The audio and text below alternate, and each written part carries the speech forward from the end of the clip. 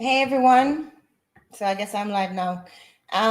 My guest today, Debbie, just texted me and canceled. So she has a family emergency that just came up like out the blue. You guys know I wouldn't do that to you normally. Let me see. What is this? Troubles from yeah. No, remove. Remove Instagram. Save changes. Yeah. So you guys know I wouldn't do that to you normally. So we just have to go with the flow. Hi Gaza Ricardo. Hi, happy Sunday, darling. Happy Sunday. Yeah, so my guest that we were supposed to have today, she had she had like a family emergency right out the blue. So I I almost finished the PowerPoint for declutter your mind, because that was supposed to be for this week, right? And she was able to do this week for her interview. So I pushed declutter your mind to next week, right? So I said, okay, I'll finish the last little bits of putting it together nearer to that time, right? Because you manage your time, you manage your tasks, right? But she just canceled. So what I'm gonna do is, since I have no book for you, I think what we can do is probably have the calling link. You guys call in and we can just go over recap of all the other books that we did since the previous weeks, right? So we can actually do a recap. And maybe that's something that I ought to do too. Maybe that's something that I ought to think about doing, right? Whereas, like, after we do, how many books have we done already? I think we've done 5 books. Maybe I have it where after we do 5 books, we actually have a recap, right? Where everybody can come in and call in and talk and stuff. Guys, Ricardo, I know you kind of you're probably shy. You don't want to call in, but that's all right. You can call in anytime. So what I'm going to do is let me put the link here. So if anybody wants to call in, you can call in, but we can actually recap some things, right? Not teach the whole book again, of course not, but just recap some things that will probably be helpful to you. And maybe I just leave early because I do have a lot to do. I have some ironing to do, and I have to put away some clothes that I actually um wash. So I actually have some domestic some domestic labor to actually do to get ready for the week. So I'm not into wasting time, mine or yours, right? I'm not into wasting time. So we can, let me try to get that up for you. Yeah, guys, very, very sorry about it, but it's beyond my control, right? Like, I like things to be proper, right? But what can I do? If she cancels, she cancels. She have family problems, she have family. Um, if that's the case, that's just the case, right? Just make the best of a bad situation. All right, so now let me see. All right, this is what I'm going to do. I know exactly what I'm going to do.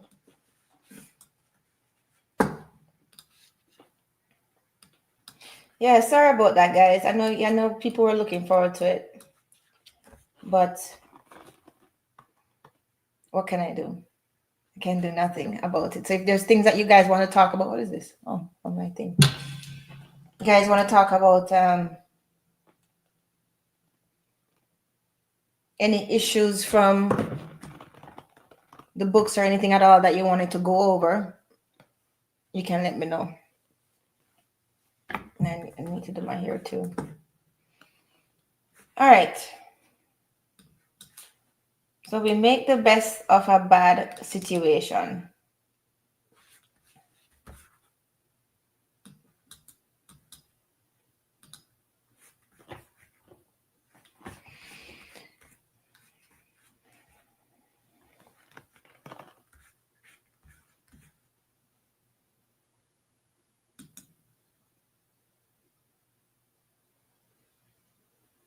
Trying to share screen. Mhm.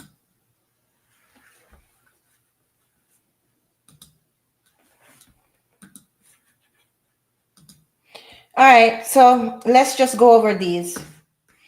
So this is what we did last week, the 5 dysfunctions of a team, if you remember, right?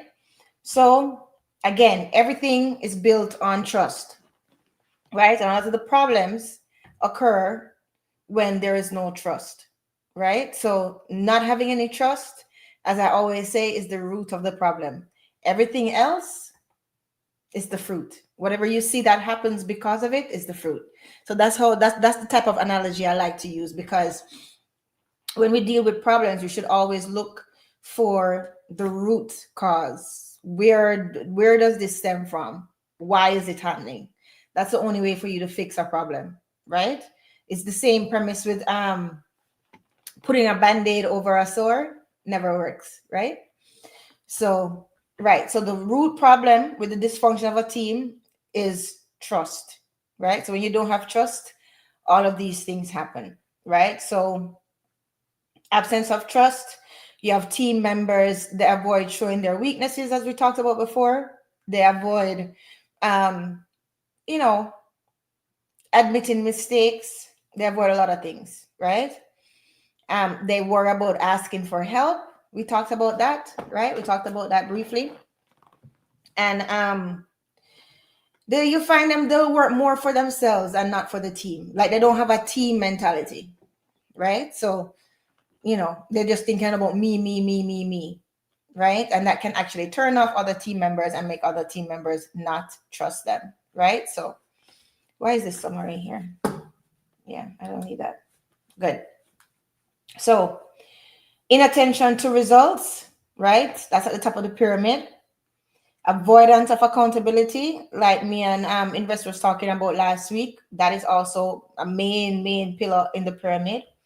Lack of commitment, that's also, you're going to see that's a fruit of the problem, right? You're going to find team members, they're not really as committed as they normally would be, right?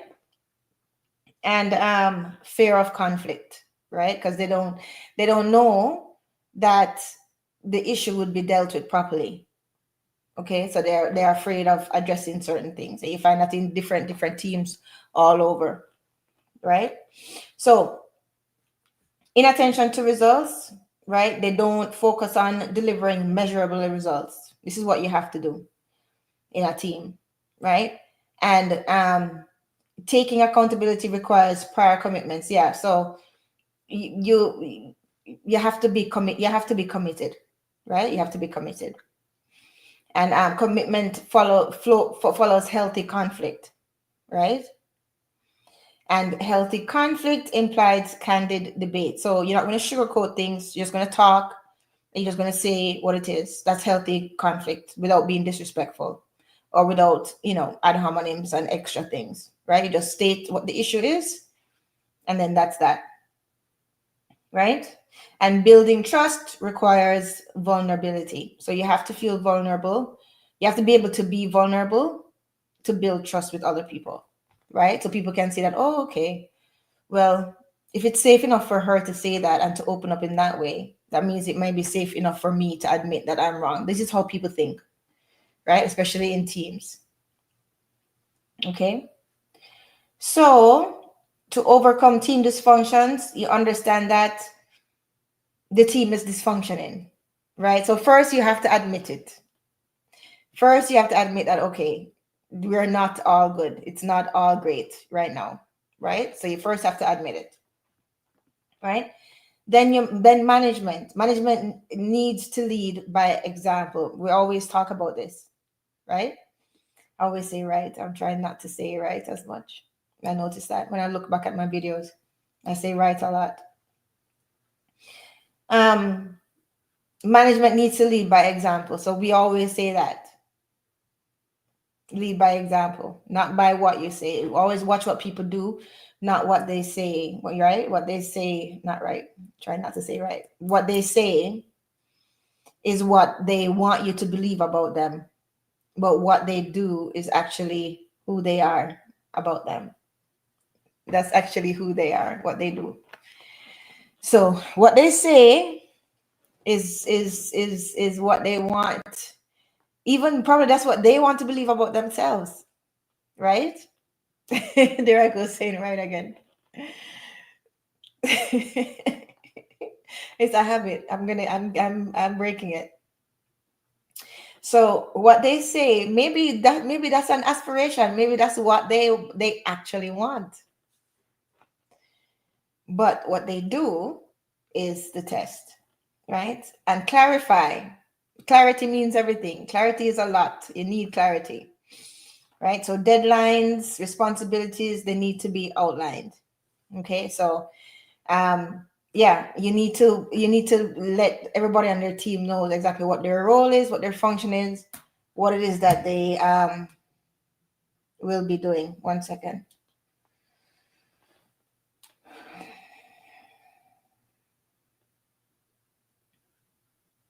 Okay. No. Yeah, so she's not coming on today. Um, right. So clarity is important. We talked about that, right? Listening.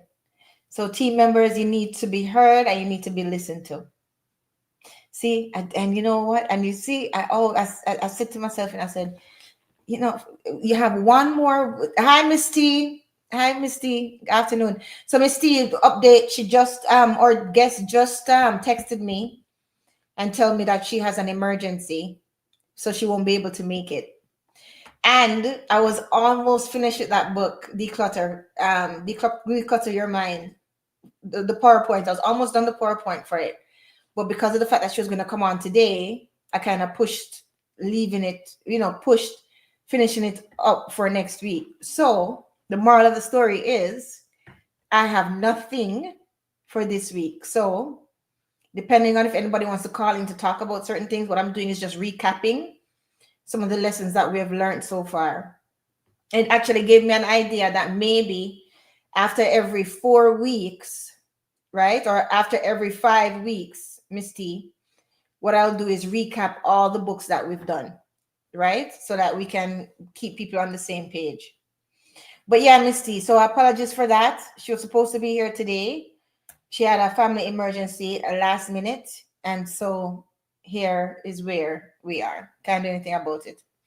If it was up to me, you guys would have what I said that you guys would have, right?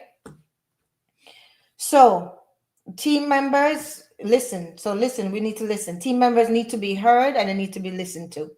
So Misty, I'm just going over right now, recapping the last book that we did, which was the 5 dysfunctions of a team, right? And then after that, we can look back, go over some other the lessons from the other books. If anybody wants to call in, they can call in. If not, that's fine. Right? Wow. Okay. Well, there's a lot that we can recap from. Yes, exactly, Misty. So, and you know what? I'm basically unprepared right now because I was so prepared for her, right? And I'm trying not to say right too. I realize it's a bad habit. And the book that I had prepared, the PowerPoint is almost done. But as we say in Jamaica, nearly never kill bud. So it's not ready. So I'm not going to even bring it out there. We'll bring it out for you, right? So we're just recapping some of the things that we had from before, Misty. This is how it is. The show must go on. You can't just, F all just because one thing fall apart. We just have to just push through. Flexibility, very important. Right. So team members need to be heard and listened to, right? And they need support. We have to encourage debate and constructive conflict. So guys, you guys feel free to ask any questions or even call in. Feel free because we're basically having an open show today. Open show today with open dialogue for whatever you guys want to talk about.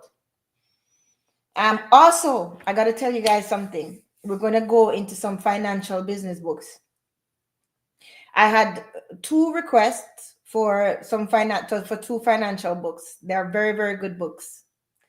And some of the books that I am still learning. I'm still a student of in a lot of ways. So when we get to that bridge, we'll cross it. But some of these books I'm actually learning with you, right? Especially when it comes on to certain financial practices. So we're going to go into some of those financial books about making money, investing, um, also the best way to make residual income, the best way to invest, right? All of that. So we're going to go into those books, those financial books pretty soon, because it's not just enough to make the money, we have to grow the money as well, or at the very least, keep it, right? So we're going to go through all of that as well. All right, so let's continue. So we're recapping the last book. Guys, it's a free for all. You guys can call in anytime, and you guys can write your questions too. All right, so to overcome team dysfunction, support, right? So you encourage debate and constructive conflict, right? So you encourage that and you support people. Okay. Yeah, a blame-free culture is essential for success. So wins and losses depends on your team. Okay, so a blame-free culture is essential for success. When something goes wrong, don't seek out one person to blame. Okay, teams celebrate success together, so therefore they have to overcome challenges together. Now, one person might be more at fault, right? Somebody might be more at fault, but everything falls back on the team because it's just the team that didn't win, right? So that's why it's important for teammates to actually hold each other accountable. That's why, right? Because you win or you win or you lose as a team. That's just the way it is. I didn't make the rules. So everyone needs to be heard. Morale is important, right? How people feel about the place where they work, how people feel about their work, that's important, right? So you don't push aside suggestions from team members, even if it doesn't make any sense. If somebody come and they open enough to give a suggestion, right? You show them that their mind and their effort, first of all, is very valuable. So even if it's something way off, you have to be happy. Well, don't have to be, but it would behoove you as a leader to be happy that they actually felt comfortable enough to bring that suggestion. Even the suggestion makes no sense, right? You want to encourage them bringing suggestions to you, because the next suggestion might be something that is just like, wow, that's fantastic, that's brilliant, we should definitely implement that right now, right? So you don't push aside suggestions without considering them first, right? You always consider, no matter who it comes from, okay? And no matter how unachievable they initially seem, because sometimes the way how we look at the problem is the problem, and we went over that before, we talked about that before, right? Trust roots in vulnerability. Yeah. So feeling that they're okay to be vulnerable with you, that's how trust gets developed. So you don't need any old version of trust, right? You need vulnerable trust. So team members, they need to feel comfortable admitting their weaknesses and speaking up when they need help. So that builds a bond between the team members, actually, when they can do that, right? Sorry, I'm communicating. Yeah, okay. So meetings need to be engaging. These are facts. The meetings need to be engaging. Like, nobody likes meetings where it's just droning on and on and on and on and on, right? Or their input is not valued for the meeting. Then why are they there? Just to get information? Then you could have just sent it in an email. There are a lot of meetings that should be emails. So many. Right. So to get the most out of team meetings, you encourage debate and innovation. If there's nothing that will ignite passion, avoid having the meeting. So if it's not necessary for you to have, different minds attack a problem, what's the point of the meeting? To relay the information? Sometimes that's necessary, but sometimes it could have just been an email. If we're not going to participate, you don't care what we think, it's something that is written, it's going to be law, we have to do it, send it in an email, right? And then maybe you can have a meeting after to discuss it, to see if it works, if it doesn't work, or you have any questions about it. But so much time is wasted in meetings, honestly. So the team always comes first. This is another mind frame. Guys, feel free to call in when you want to, because it's a free, I don't want to say free for all, but it's an open session today. Open session. So we can talk about whatever you want to talk about. Right. So yeah, the team always comes first. When team members place too much importance on their own success, the team itself on a whole suffers. Right? The team itself on a whole suffers. So there's no space for individual egos or single-minded approaches in a successful team. If the team is going to be successful, you can't look at it that way, right? And you have to make everybody feel valued. If people don't feel valued, or like one person is much more important than everybody else, it's going to create a problem, right? It's going to create a problem. Lack of conflict is fake. This is true. This is true. Lack of conflict is going to happen, because you're different people from different backgrounds, different minds. It's going to happen. And it's healthy. Depends on how it happens. So when a team has no conflict, you might think the environment is harmonious, but it's not. It's fake. Everything is being held inside. Constructive conflict solves problems, and it helps the teams to move forward. Don't forget that, right? And team building is gradual. I wrote this wrong. Team is building gradually. I wrote that wrong. Team building is gradual. Each step of team building should be satisfied. Each step, right? So you have to start from the trust first. Without trust, you can't have constructive conflict. You can't have anything on the rest of anything that's healthy for the team. Okay, so that is the 5 dysfunctions of a team recap.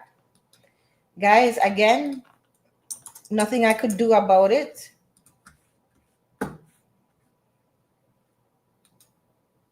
Nothing I could do about the situation today, because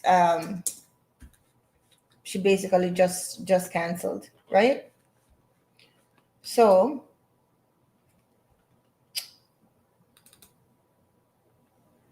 let's go over, you know what? People like the 7 habits, so we can go over that. Let's see.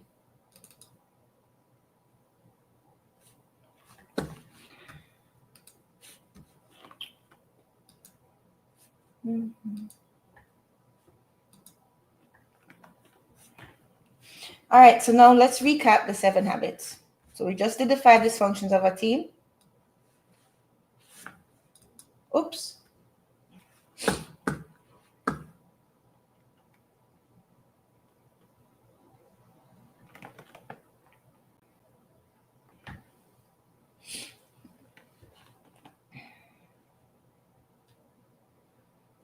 How is everybody's Sunday today? Everybody getting ready for the week?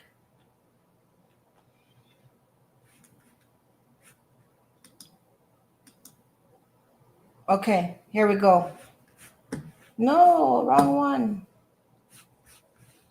No. This is not what I want to share. Hold on.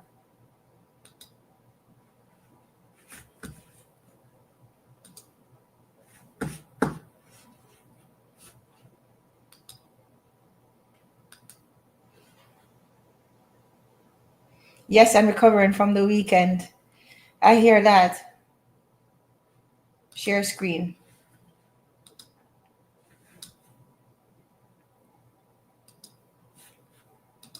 I hear that, Misty. All right, so the 7 habits of highly effective people. Just recapping, right? Be proactive. That's one of the habits. Don't wait until something happens to deal with it. Be proactive, right? You know you're going to be in a certain situation, be proactive. And it also, these 3 habits actually help develop your character ethic as well. Be proactive. Focus on the results, right? So you visualize your outcome before taking action.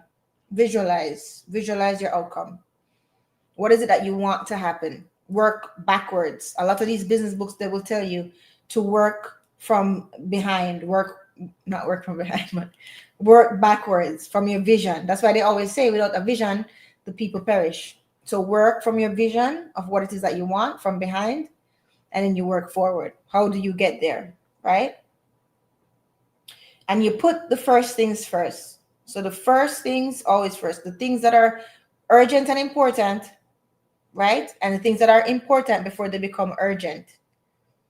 Must always put first things first, right? First things first. So prioritize. What is more important for you to achieve, right? What is more important for you? What is most important for you to achieve or for you to do? What's most important to the team? So you put first things first. All right, so these 3 habits here improve the quality of your relationships. Think win-win. Win-win thought. Very, very important. Very, very important. In other words, I'm not getting one over on you, and I'm not people pleasing, so you're not getting one over on me. This negotiation, you win, and so do I. So that's a win-win negotiation, right? Because people are already going to be thinking, what's in it for me? And even when they don't, you don't take advantage of people, right? So if they can benefit too, then you let them benefit. So that's win-win. And it's better that way. It's a good dynamic. It's a good dynamic to have. It doesn't lessen your pie. It really doesn't. Even if you have less monetary gains from it, the principle of you doing that, you will get in goodwill. Even if not from that person. Just do things above board and think about other people when you're making your deals and negotiations. Right? That is win-win. So you pursue profitable outcomes for both of you, for you and your partners. That's win-win. Listen first and then speak. So these 3 habits here, remember the 7 habits of highly effective people. These 3 actually help with improving your quality of your relationships, because it actually improves interpersonal skills. Okay, so don't forget that. Don't forget that. Listen first, then speak after. Pay attention to emotions, not only yours, but the other person's as well, right? Pay attention. Emotions, the nonverbal cues, the nonverbal communications, pay attention to it. Okay? Pay attention to that. Synergize. So you build teams. That's what we were just talking about. That's why I say to you guys, these books, they have themes concurrent. There are themes that actually run in all the books, all of them. So they must have some merit to it. These books written by different people, different timelines, sometimes different generations, with the same message. So clearly it works. Clearly it works. It's just a matter of you not trying to reinvent the wheel and see what actually works. Right? And learn what works. So build teams where the whole is more important than the sum of separate parts. In other words, build teams where the team itself holistically is important and not just individual people. That's basically what it means. Okay. Now, 3 techniques to achieve your goals. Number one, the first one, you determine your wishes. In other words, you have to have clarity on what it is that you want. Have some clarity on what it is that you want, right? Determine your wishes, determine your goals, and determine what tools you will need to achieve them. So a lot of this thing is planning out, and writing, right? Thinking about what your wishes are, what your goals are, and what tools will I need to accomplish this. These are things that you have to actually sit down and think about. And it's a lot of thinking all the time, nonstop. And you have to be able to stick and move fast, or just wing it sometimes. Like today, I was fully prepared for our guest, and I almost finished that presentation with Declutter Your Mind. And I say, you know what, Julia, last chapter, we can clean that up later on, since we're going to have her on today. Right? So sometimes you just have to be able to be flexible. No, I could have come out and just say, well, she canceled, blah, blah, blah, and lay blame, and you guys have nothing. No, I'm not going to do that, because she actually did have an emergency. Right? So you have to give people grace. And not only that, okay, I'm still here. I still have the time for you. So we can recap things. Right? We can recap. I know I'm trying to not say it right. I should have a jar every time when I say it right. I have to punish myself and give myself and put money in there. But then I'm just gonna be it's not gonna be good punishment, because I'm gonna be the one that spend it anyway. All right. So yeah, so determine your wishes, your goals, and your tools that you need to achieve them. Right? And you have to create a mind map of where you see yourself at a set time in the future. So create a mind map of where you see yourself, say, in 2026, your ideal self, the ideal life that you want to be living. That's achievable with where you are right now. I'm not just talking about just daydreaming, blue skying, right? Talking about actual things that you can plan for and do. In your relationships, seek outcomes that allow you and the others to win. So that's the same win-win premise, right? Same win-win premise. I want to get something to drink, because I wasn't even supposed to be upstairs today, because we're going to have a drink with her. So we're going to be downstairs. So, key insights. I want to go get something to drink. I'll go get something to drink after this. Okay. Key insights. Focus on the things that you can control. Big one. Right? So remember, with this book, I remember now, it was this book. This book, there was your circle of influence, right? And the circle of influence, and oh God, I don't remember the exact name for the other circle, but the point of it was circle of influence. These are the things that you can control. And basically there's another circle with things that you cannot control, right? That's basically what it is. So your circle of influence was basically the things that your behavior can actually influence the outcome. That was the circle of influence. That's where you should spend most of your time. What can I do to make this different? And then there's a circle of control. Yeah, it was called the circle of control, actually, in the book. The circle of control, right? Where these are things that you cannot control. Okay. So concentrating on the things you keep under control helps you transform your attitude towards uncontrolled situations, right? And it helps you to cope with things that you can't change. In other words, if you spend most of your time in the circle of influence, the things that you can control, right? It actually helps your attitude towards things that you can't control.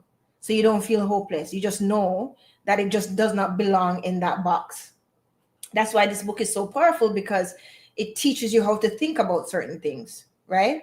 Can you control this? No, but you can control your behavior. Yes. So maybe you controlling your behavior may affect the outcome, maybe, but this is what you can control, right? So as far as you can, that's what you focus on. That's the idea. And when you actually able to do that, right? When you actually do that, you it gives you a better attitude, so you don't freak out over things that you have no control over, because you put it in its right box. You say, well, wherever the chips fall, that's where they fall. I have no control over that, or that person's behavior. No control, right? Practice empathic empathic listening.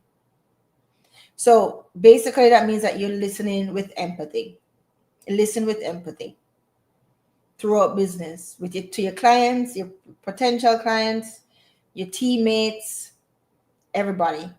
Listen with empathy. Okay. So sometimes that looks like you rephrasing what the other person has said, and to confirm what it is that they have actually said, so you know that you're actually saying it right, right? So Miss T would be talking to me and she says something and I say, how do you mean? And then she tells me again. I say, oh, so you're telling me that the dog ran outside and then got hit by the car? And then she says, yes. I said, oh, okay, now I understand. Right? So sometimes you have to repeat what it is that the person is saying, so the person knows that you actually do understand what it is that they're saying. Empathic listening, right? And that way too, you also show them that you are actually trying to understand them. And people actually respond to that. People respond to that very well. Rethink your lifestyles. So question your habits. And this is the self-improvement, self-test, sitting with self,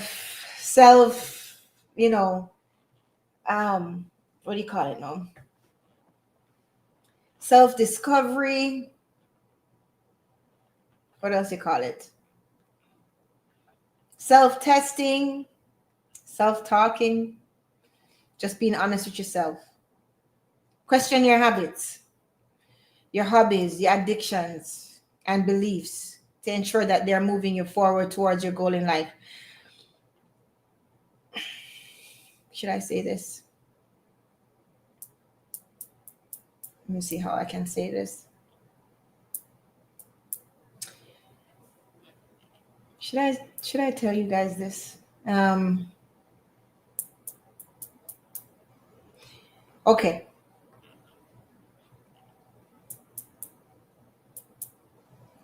Sometimes you need an energy audit. I used to do it every August to September, right? Look back at the year before the year ends. See how far I've come to what it is that I plan to for this year, and make adjustments real quick before the end of the year. And I already start thinking about what I'm going to do for next year, right? That's how I usually do my thing, without saying too much. Recently, what I've started to do more, and I got this insight from one of my mentors, and she's where I want to be. Like, she's actually, 7 figures US, going up to 8 figures, almost there. What she says to me, what I got from her was, a lot of times you have energy leaks, and they're not the big things, they're the small things. And you have to do an energy audit. And when she said that to me, Miss T, Gaza Ricardo, when she said that to me, it was like, ping, a light switch went off. That's why it's important to get around the right people. And that's why it's important to be around people that are better than you. Because the way they think, or the things that they pick up to actually be better than you, they will actually let you know about them just by listening to them in conversation and actually meeting them with their minds, right?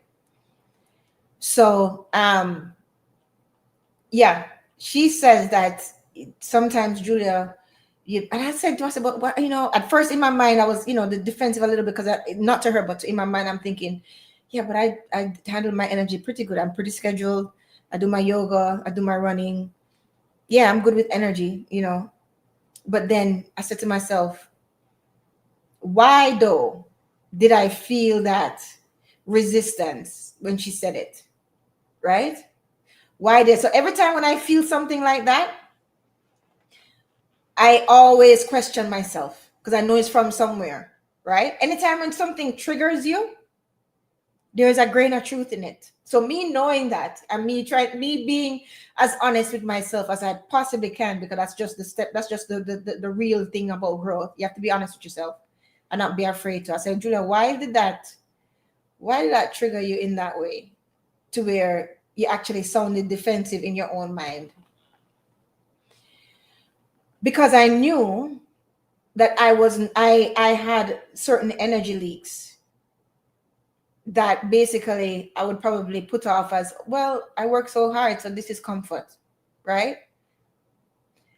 But how much of an energy, like, is it worth it? So we must always, so I used to look at ROI, return. I used to look at return on investment in things that I was doing, clubs I was a part of, things that I was giving into, like every August, September. That's just me. I've been doing that forever since I started my first business, right? And I always thought that, yes, I'm above, I'm ahead of the game. I'm ahead of the game because these people do their audits usually December, thinking about New Year's resolutions, and I'm starting my New Year's resolution from September. So I'm ahead of the game. These are the things that I like, peanut jet. These are the things. Sorry, these are the things that I would tell myself, right?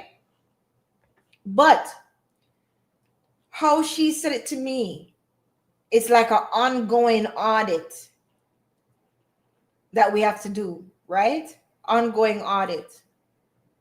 And not just, and she said, not just with energy leak, but she says that, and she said to me, and Julia, you know already that money is energy. Because I was telling her that the books that I'm going to be doing, I told her that two people asked me for two business books, those are financial books.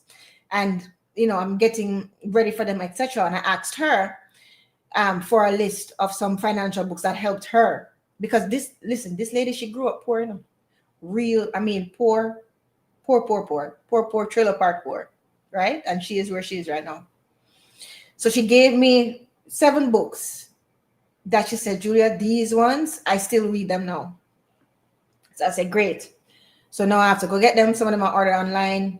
A couple of them I'm gonna do audio books, but I still do want to have the hardcover, right? The paper cover, whatever. And she said to me, and when you're thinking about it, also think about money too, because money is an energy. And I say, yeah, I know money is an energy. And we were discussing it. We were discussing about certain beliefs people have about money, certain things I need to talk about with us, with our community, right? Our relationship with money. How some people easy to make it, hard to keep it. Some people hard to make it, and when they get it, it seems like it go through their hands, and the certain different mindsets with money, etc. So me and her we are having a really, really great conversation. And these are things that I know cerebrally, but it's good to actually hear her talk about it, especially from the level where she's at, which is where I want to be eventually, right? Well, everything is eventually if it's in the future. Anyhow, so yeah, so we're just talking about it, right? So she says also too, like, look on the return on investment of we always look at it with spending, with money too, and that's also an energy, right? So she says you have to be able to audit certain parts of your life when it comes on to energy leaks, and make sure that whatever that energy leak is, it actually has a return on investment, a good return on investment, right? So there's that. So anyhow, how did we get there? This is what happens when you don't have when you just open talking today. Um, where was I? Yeah. Question your hobbies, addictions, and beliefs. You're at number 3, right? And beliefs to ensure that they move you towards your goal in life. So what I started doing, and you know what? It's not going to take anything from me to actually share my tips with you. These are no secrets. If it can help you, it will help you. What I actually start doing is looking over my day, and I started this year February. Usually I would have like a gratitude practice in the morning, in the evening, and talk about what I'm grateful for. But now what I started doing since February, March is looking over my day and actually auditing my day without I didn't even realize that's what I was doing, and seeing what I did today that actually moved me closer or farther from the goals that I had set up, right? So I start to score my days. It's fun. You kind of feel like you're in a video. You can make things fun. You can make it fun, right? You kind of make it feel like you're in a video game type of thing. You can make it fun. So like I look back at my day and I'm thinking, okay, this what I did here moved me closer to my goal of saving X amount of money towards my trip next year. But this what I did right here, eating 5 donuts, that actually moved me farther away from my goal of losing X and X amount of weight. You see what I'm saying? So you actually audit yourself. So that's what I started doing since February, right? Um, and I think it's helpful. Hi, Misty. She said that's a good idea to score your days. Keeps you on track towards. Yeah, Misty, I started doing that in February. I'm actually looking at the things that I've done that I did and see exactly, did it move me towards it or did it take me away from it? And then afterwards I try to make up for it. You know what I mean? So I don't stray too far from my goals.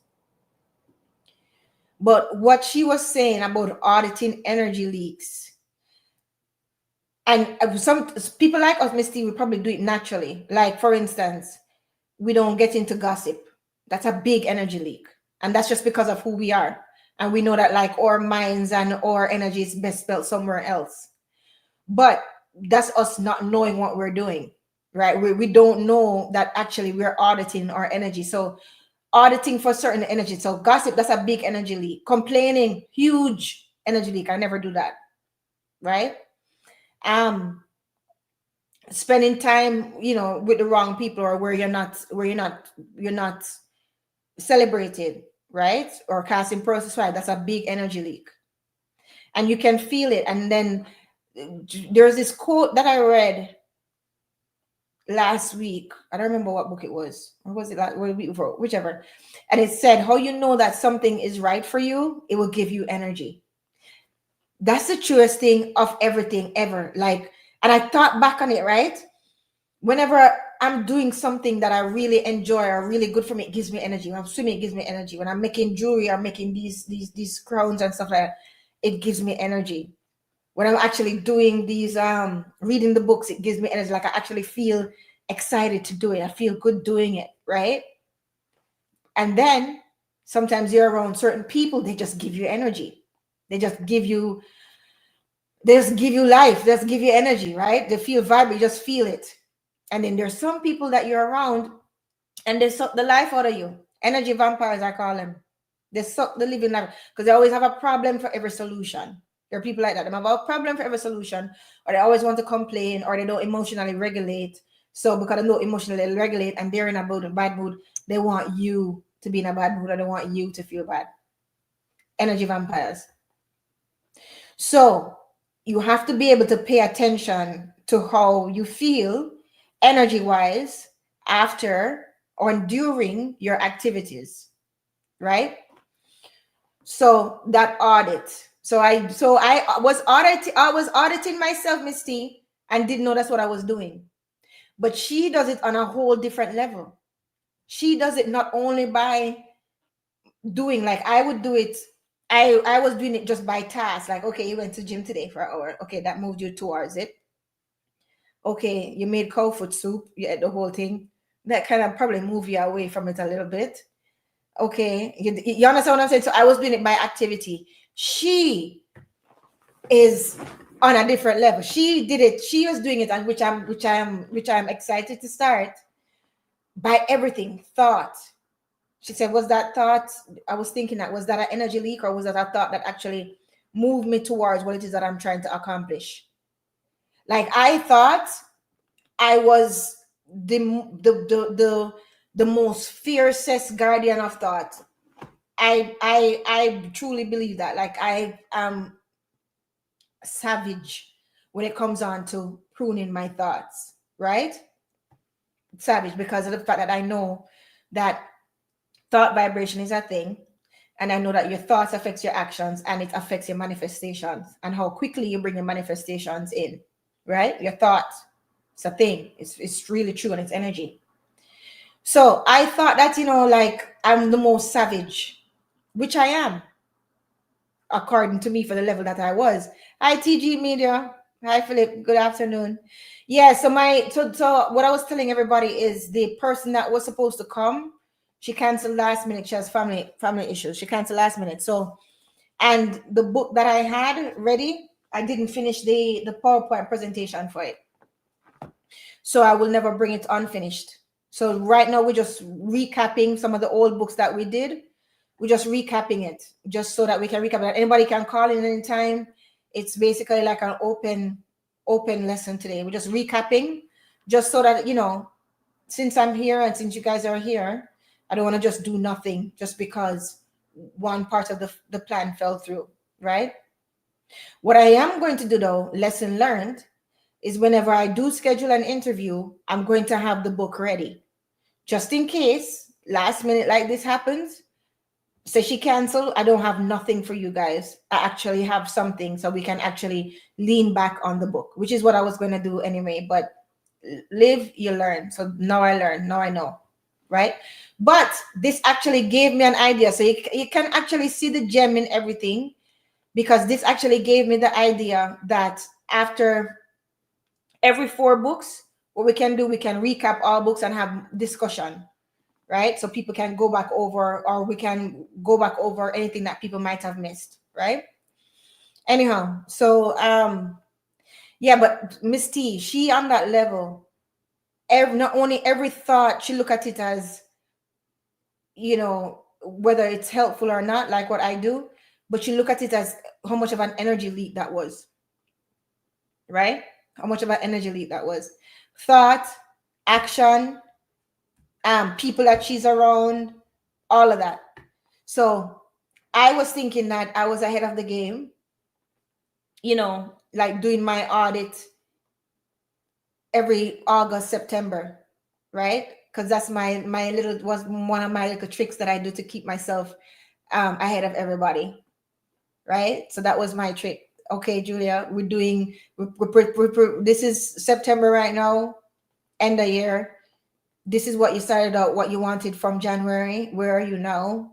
Let's see if we can speed up to get there by December. If not, what we're going to do for next year. So I always do my New Year's resolutions from September, right? And start them before December. Start my resolutions way before. So I'm already working on my New Year's resolution. So I'm thinking that, yeah, that's great. And that's probably great for the level that I am now, and to keep me at this level now. But now when I'm talking to someone who is at the level where I want to be, and she has the freedom that I desire to have, right? She does this audit every freaking day. Every freaking day. Like, she's totally obsessed with anything that could be an energy leak. And I am going to adopt that, because me doing it even on a lesser scale has improved my life 100,000%. So I think that's something that I'm going to have to step up to in order to be where she is, right? I know I'm trying to stop saying right. It's a bad habit. And I just realized it after going over my videos. I'm like, why am I saying right so much? That's so annoying. Why am I? And I didn't even realize I was saying right, right, right, right, right. I said, Julia, you gotta stop that. That's annoying even me. So, but now at least I'm aware. You see? So you guys are watching me grow with you because now I'm aware that I wasn't even aware before that I was saying right, right, right, right, right, right, right. Now I'm aware with you, right? So, right, again. Okay, anyhow, so rethink your lifestyle. Look at your energy leaks. Where are you spending energy where the return on investment is not that? Yeah, TG said he kept saying that. I know. I didn't realize that I was saying it until after I was going over the lives to see what I can improve, right? Because it's all about improving. I want to do better for you guys every time. Every week I want to do better for you. So I'm looking over and I started to annoy myself. Like I had to speed up. Watch it 2 times. Times 2. Because I said, Julia, why you keep saying right? That's the most annoying thing. Why are you saying that? I didn't realize that I had that habit. Now I know. So now I'm aware of it. And now I keep catching myself doing it.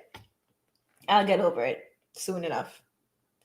Right. So, so rethink your lifestyle. Question your habits, your hobbies, right? Your energy leaks, your addictions and beliefs. Thanks, Miss Steve, for dropping the calling link. Thank you. Thank you very much. To ensure that they move you towards your goals in life. So you have to be clear, first of all, of what your goals are to be able to do that audit, to see if what you're doing is actually moving you closer or keeping you farther from it. Develop your character. That's a no given. No brainer. That's a given and a no brainer. Sorry. So paying more attention to developing your qualities like your humility, your integrity, courage is a big thing, and empathy. It will affect how you relate with each other, and it will affect how people receive and perceive you, especially in the business world. Listen.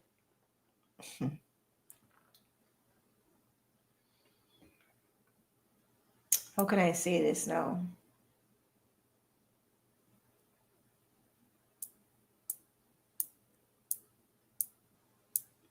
Integrity and courage.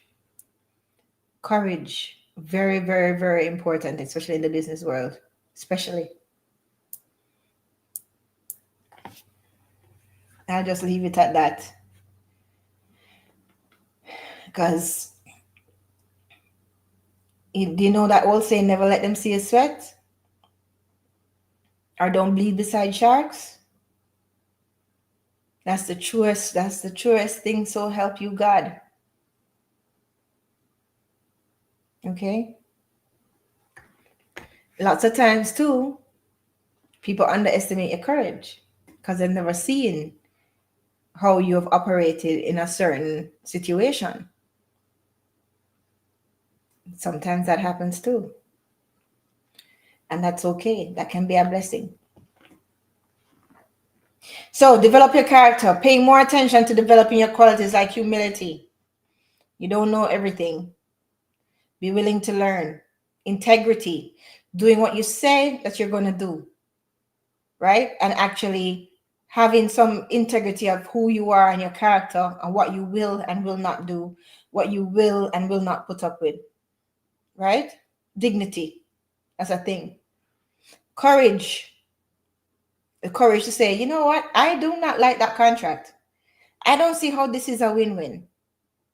I will not be doing that. My team will not be doing that. No, that's courage. I will sue you if you do. That's courage. The quicker you show it and the quicker you have it, the better.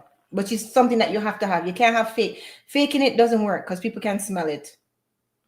Especially people in the business world are trained to smell blood in the water. If you don't have real courage, it's going to be obvious. And they will rip you apart. So develop real courage, actually have real courage. Craft a personal mission statement. Me, you guys, Philip, Miss T, and Invest was talking about it. And Invest actually read his personal statement, mission statement in this one. At this time when we did this book. Sorry. I don't know, I thought, right? So you ask yourself, what do you want in life? Where do you see yourself in 5 to 15 years?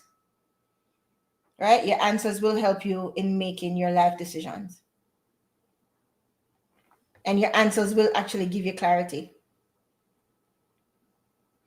Never give advice unless asked. That one was the one that I didn't agree with fully, because sometimes people need advice and they don't even know it. Just like that lady I was talking to, she gave me that advice and I didn't even know that that's the advice that I needed. But it turned out to be, it was. So sometimes too, people do want advice, but they're asking a different way. So you have to be able to feel that and see, what is this person asking me? Is this person confused about something? Make it safe for the person to ask you for the advice. Right? Make it safe. Take responsibility. Yeah, you bring more power into your life when you learn to take responsibility. So you keep yourself accountable. That's the same thing we're talking about in the other book. I told you guys, these things here, these themes, they run in all these books. Why? Why do they run in all these books? They must be true. Must be true. So you take responsibility, right? And you work to achieve your better outcomes. And you eliminate doubts. You make sure your dream is big enough to inspire you to take action. You don't want to be bored with your dream. Be accountable. That's right. Teach me, be accountable. You don't want to be, you don't want to be, you don't want to have a dream that bores you. It's not a dream then. That's not what you really, if you really want it, it's not going to bore you. These are facts. You're going to be excited about it.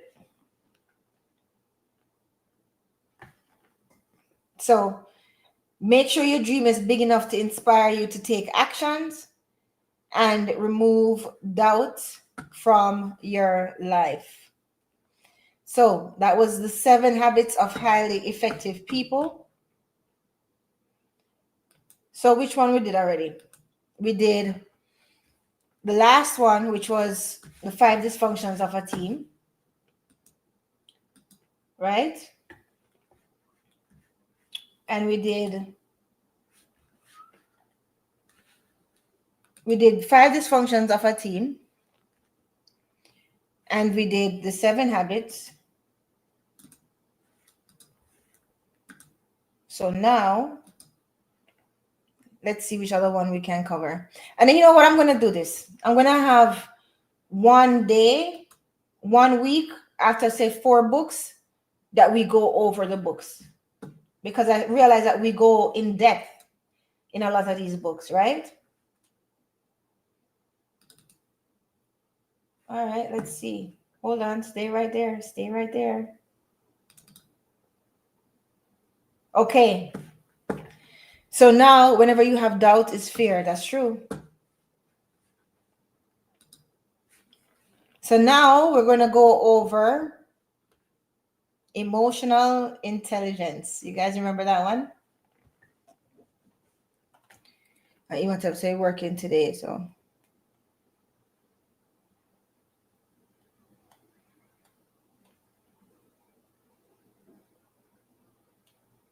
I'm working on bathroom. Okay, so emotional intelligence. Let's go over that one for today. All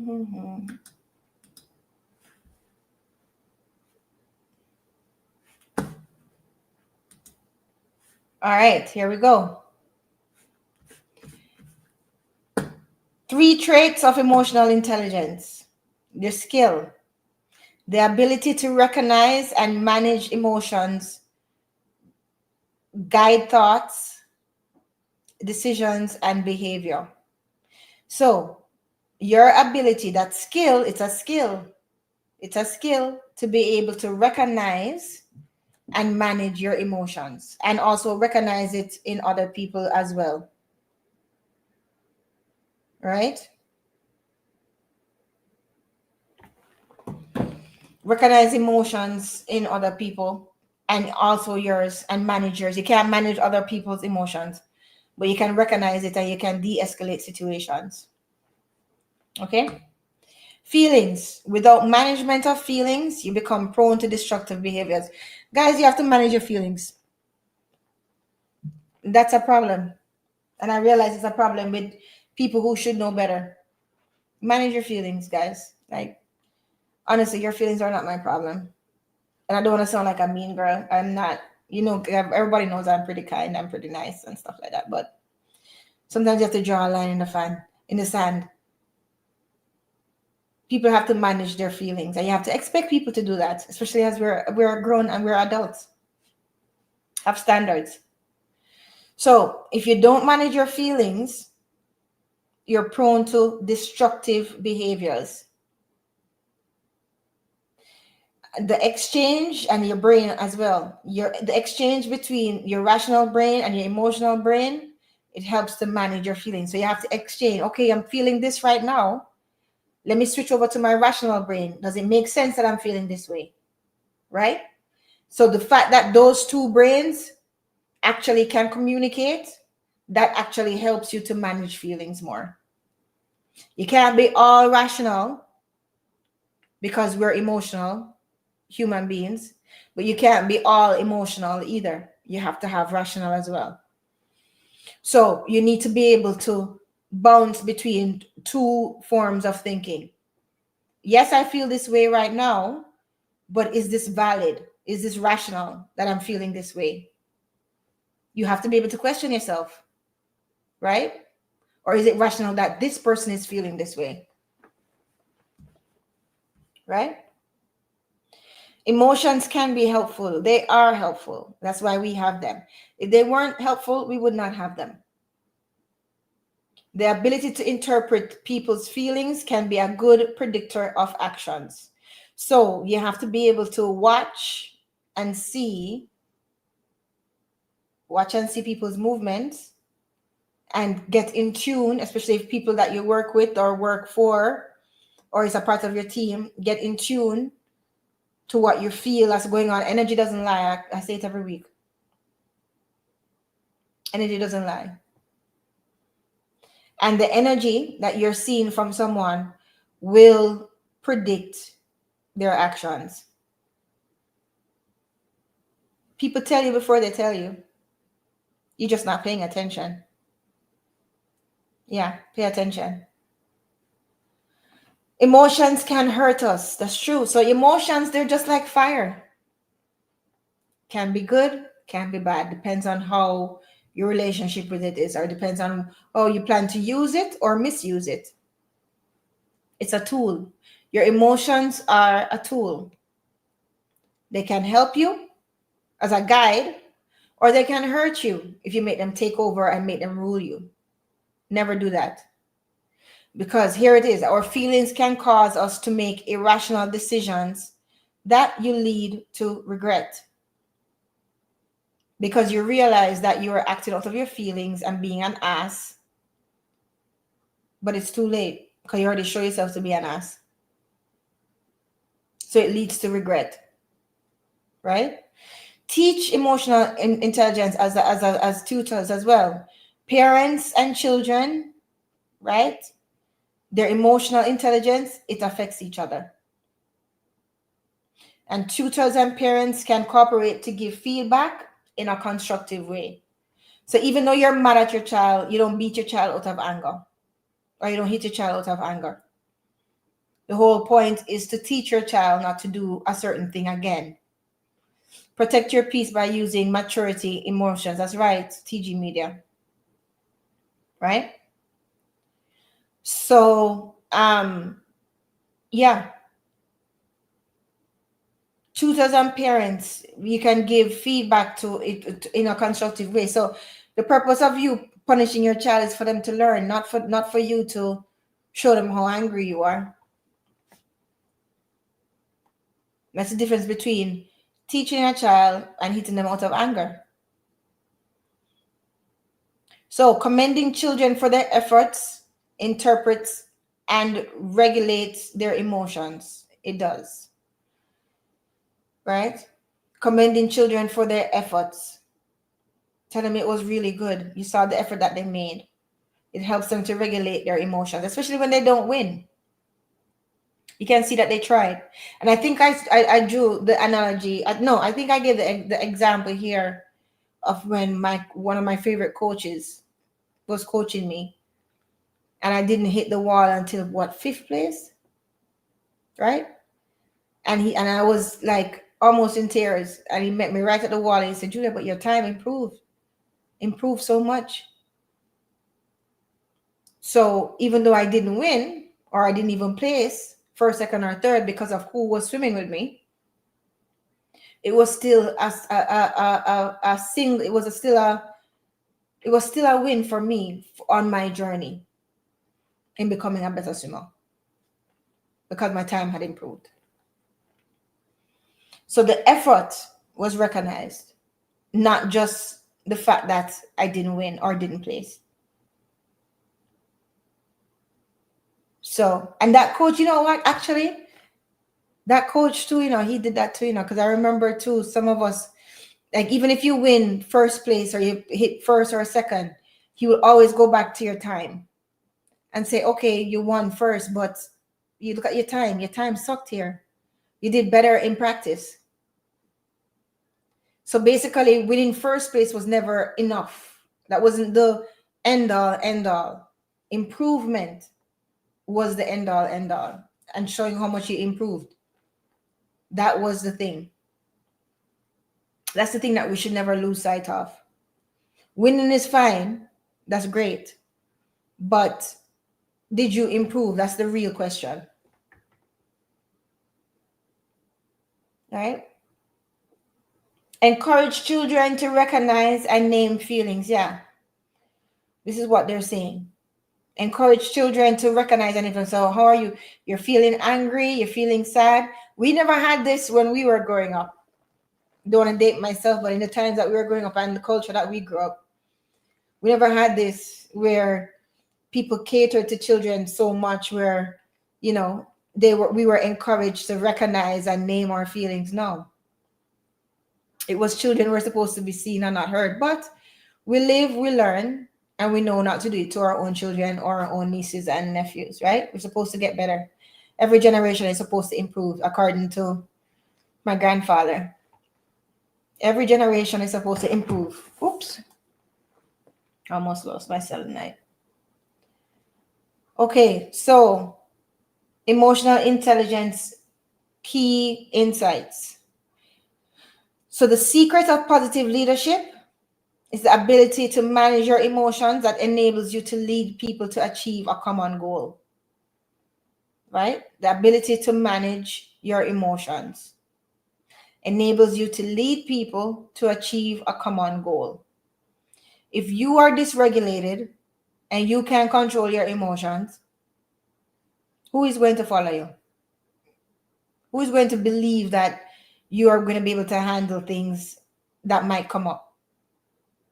Subconsciously, people won't believe you. Emotional skills improve our lives. Yes. So developing your healthy mind habits that encourages positive thinking.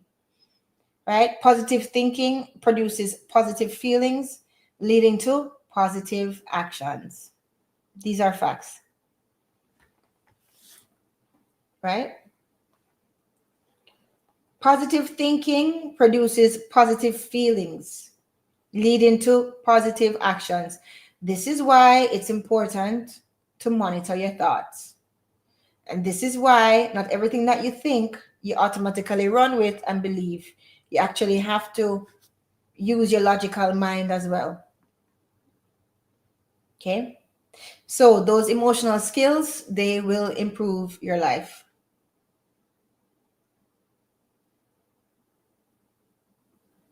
Staying silent is a powerful emotional tool. That's true, TG Media. That's true.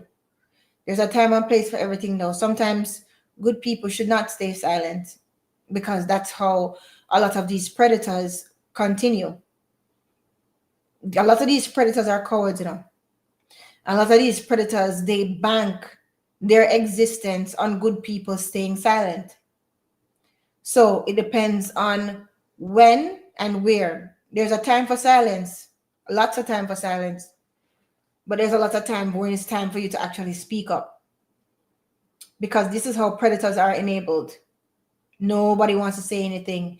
Everybody wants to continue to cuddle this person and make this person feel right when they're a pervert. And you won't know until it happens to you or it reaches your house. That's why, you know, a lot of women, especially when they went through certain things, they're hypersensitive to certain things, right? Hypersensitive to certain things that men do, especially. Okay? Because that kind of trust, physical trust to know that you're actually safe and this person is not a pervert, is something that we're very keen to. And men need to be more keen to it. That's why you see, and just off of a tangent too, a lot of the men in prison, you see, a lot of men in prison is from actually defending their children or their nieces from predators that they didn't know were predators that were in their family or their friends. Right? You know, much man in prison from actually because of the fact that they had to they end up unaliving somebody who was a friend, uncle to them child, that they in their mind, I didn't know that the person was like this. I didn't know the person was unsafe. I didn't know the person would do this.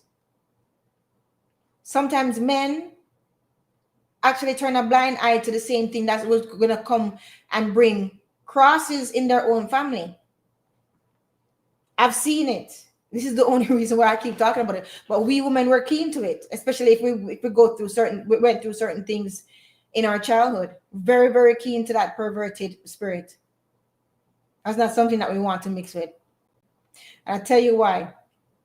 A lot of times, you see, a lot of these men that you meet from even prisons, they go visit the prisons and you do whatever, you counsel and you see them in that state and you hear their stories, right? It's always a friend of the family or a friend of somebody or somebody who they trusted that do something to their child and them end up in prison over that.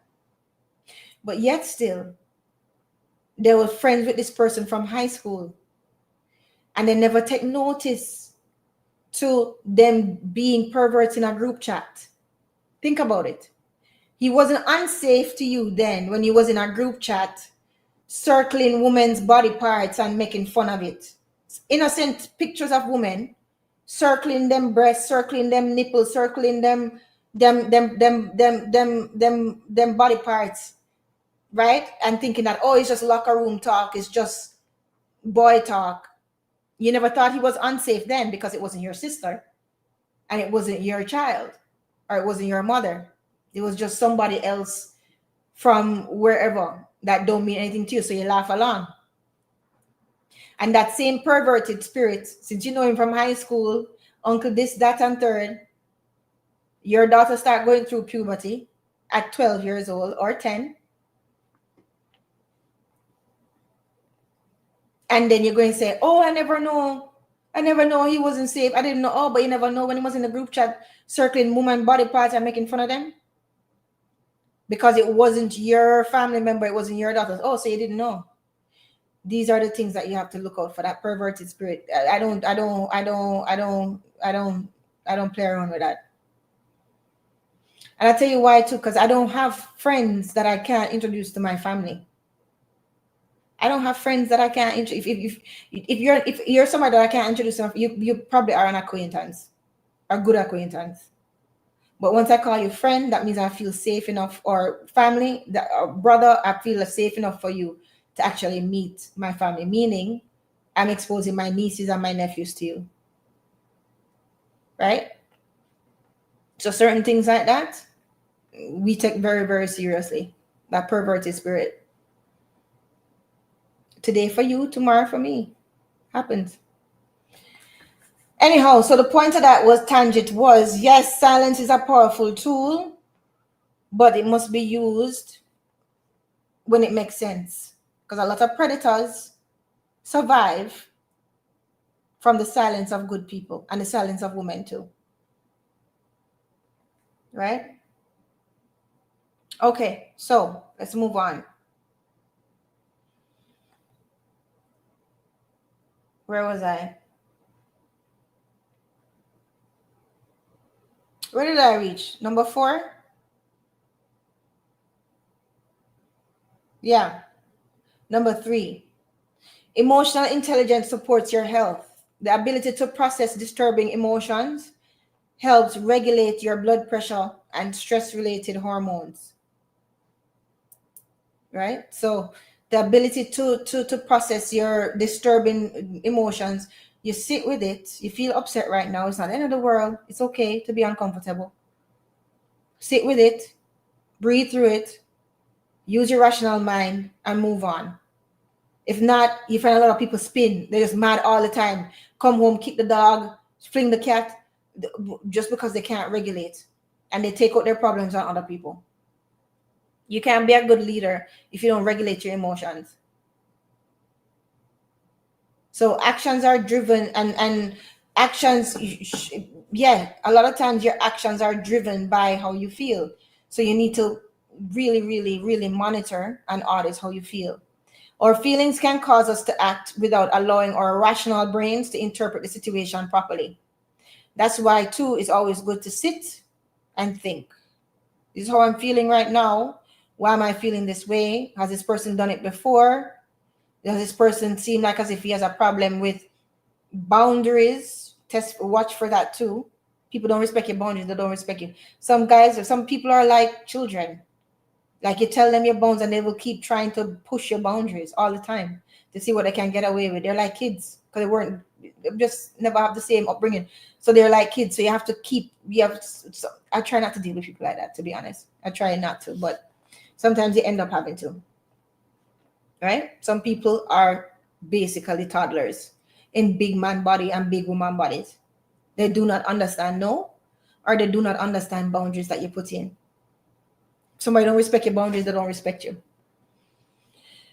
Right. So you have to be able to sit down with something and use your rational brain to see where you are. Okay. So we need to be able to recognize our emotions and learn how to manage them. Number 5, avoid the heated arguments. This is true too.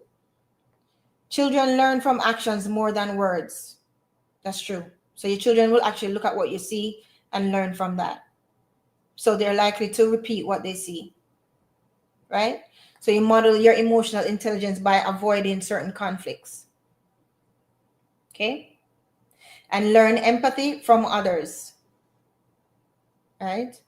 So, you basically put yourself in somebody else's shoes then to see how they feel and to see if you can understand their frame of mind. Right? That's how you learn empathy from other people. And also, number 7, you teach children to cope with failures. They're not going to win everything, and that's okay. Right? And we have to be able to reframe failure in their minds to say it's not the end of the world. It's not a bad thing. It's just how we learn to be better. What didn't I do well there? Where did I fail there? So that next time I don't repeat it. Right?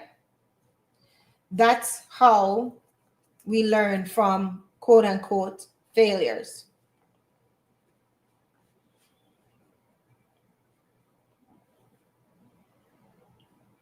So we teach them with that growth mindset from the other book that we did. We teach them that they can get better and they can do better. Right? They're not permanently losing, or they're not a loser because they lost. You lost, that's fine. It's a part of it. You're not going to win everything all the time. You have to teach children that. Other children don't know that. So you manage our emotional health. Your social life will receive a boost when you show genuine interest in other people. These are facts. These are facts. You have to show genuine interest in other people. You pay attention to people's words and people's actions. I do that second nature because I've been a people watcher for a long time. Right? And people are very interesting to me. So I like to listen to them. I like to listen to different people from all different walks of life and learn from different people from all different walks of life. That's one of my actual hobbies that make my life so much richer. Just listening to people. You learn so much.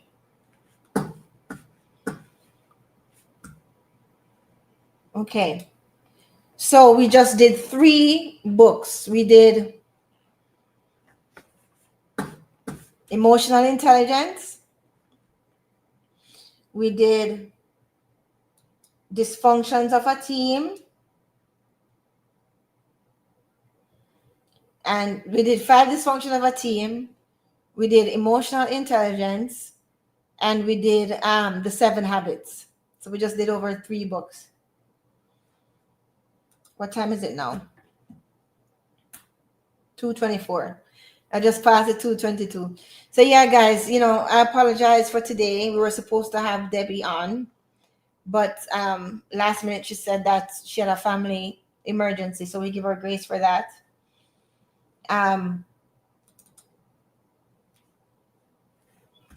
We give her grace for that.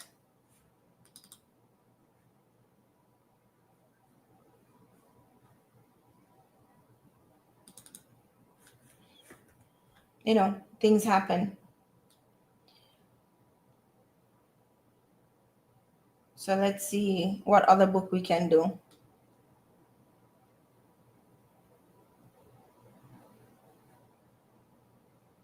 Oh, Atomic Habits. That's a good one. That one was a very, very extensive book, was it not? It was so extensive, wasn't it? Man. Let's see. And that's what I'm going to do. So next time, since this is the first time I'm doing it, I'm learning with you guys, right? We're learning together, right? We're learning together. So going forward, every 4 books that we do, we're going to do a recap session, right? So we recap all the books. So I'll put everything together properly for you guys as a recap session. And that idea came to me from today because there was nothing else to do but to recap because our guest didn't make it. So let's see.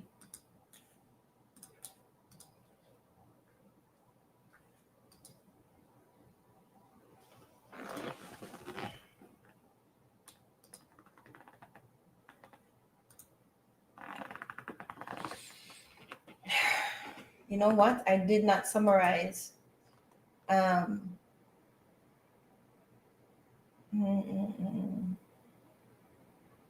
This one was not summarized.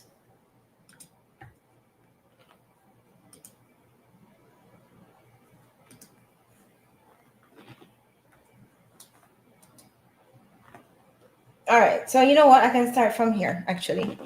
In a nutshell. And then after this, I'll go. If nobody calls in. Yeah. Understanding long-term success. So success is not a goal to reach, but it's a system to maintain. You guys remember that, right?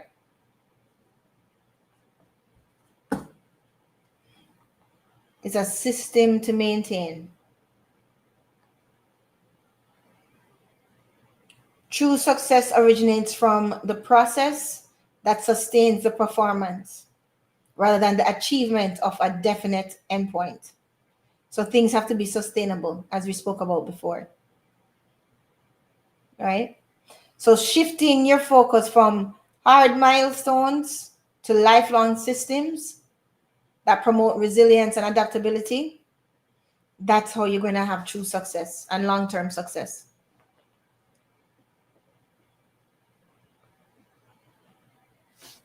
And this is from Atomic Habits. Also, small habits. We spoke about this. Small habits repeated daily build extraordinary results. So we have to focus on our small habits, just like how I just told you what I learned. Her small habit of auditing everything that we consider to be energy every day. Energy leaks every day. Yeah. I'm excited to start that actually, to see where that will lead me. You know, let's see where it will lead to. Sometimes you just have to follow the breadcrumbs, try something new. Because what you have been doing now is great for the level that you're at now, right? Same thing with me. Like what I was doing was great for the level that I'm at now. But if I want to be at a different level, I have to do something different. I can't keep doing what I'm doing now and think that's going to open the new level for me. It's not. That's why Einstein, and it's the same principle what Einstein said too, where he says that the a problem cannot be solved at the same level that the problem was created on. Right? It will not be solved from the same level of thinking. Sorry. A problem will not be solved at the same level of thinking where the problem actually occurred. Let me get that quote 100% right for you. That is the actual principle of it, but let me get that quote 100% right for you. 1 second. Einstein quote about problems solving. Okay, here it is. That's not it. Yeah. We cannot solve our problems with the same thinking we used when we created them. Same thing. We can't solve our problems with the same thinking or the same level of thinking we used when they were created, basically. Right? So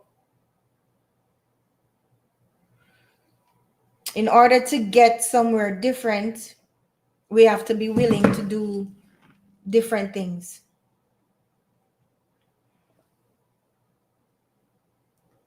Unless you're satisfied with where you are.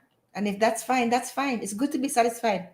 It's good to be happy. It's fine. It's good. It's good to be where you are and say, you know what? I'm here and no further. That's fine.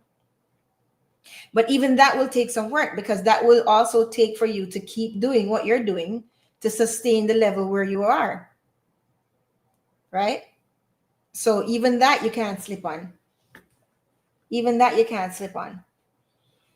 So the atomic habits, it actually emphasized for us the compounding nature of small positive actions. Small positive actions that compound over time. That's what that book taught us. When I do a recap, I'll do a recap better than this, because again, this is basically just not a free for all, but filling the time because you're here and because I'm here and because I didn't want to just give you nothing. But trust me, lesson learned. Whenever we're going to have someone else on as an interview, I will have a book presentation ready just in case. Lesson learned. You only have to show me once. I learn pretty fast. I just need one time. And I learned that. Right?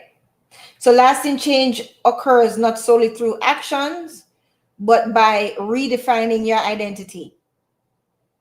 So even last week we were talking about congruency when the officer called in. We're talking about congruency, right?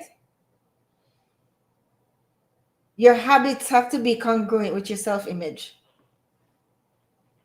So the long-term lasting change, it happens not only through your actions, but through redefining your identity.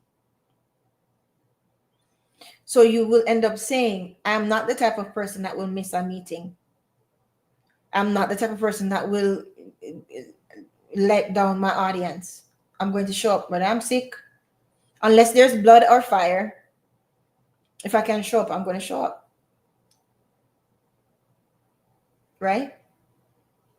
So your identity is how you have lasting change. You have to change your identity. I'm not the type of, and you will say, I think it was Bruce Wayne that was here during that week, and he was saying he never misses a workout. So that's a part of his identity. Never misses a workout. Me, I'm always prepared. That's a part of my identity. If I'm on top, if I'm in any kind of part, I'm always prepared. I'm always early. It's just a part of my identity now. Right? But that habit actually had to ingrain itself in my personality for it to be what it is. So that's how we do lasting change, people. We have to be able to ingrain the habits, right, as part of your identity. So small habits, they don't add up, they compound.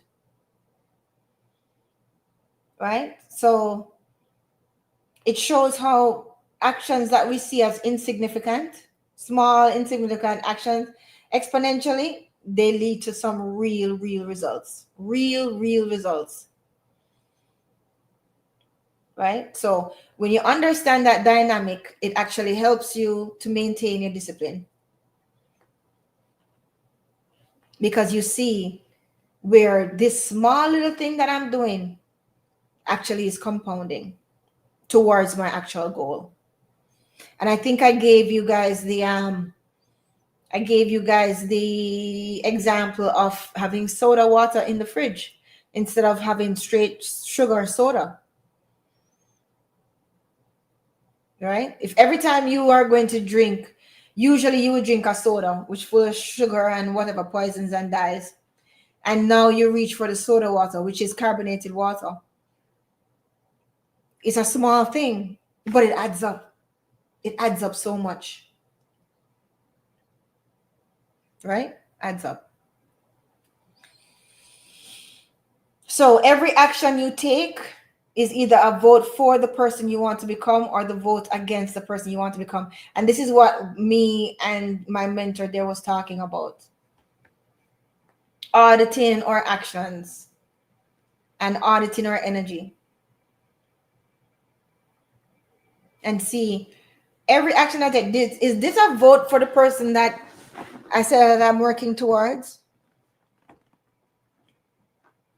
Or is this a vote against the person that I say I'm working towards?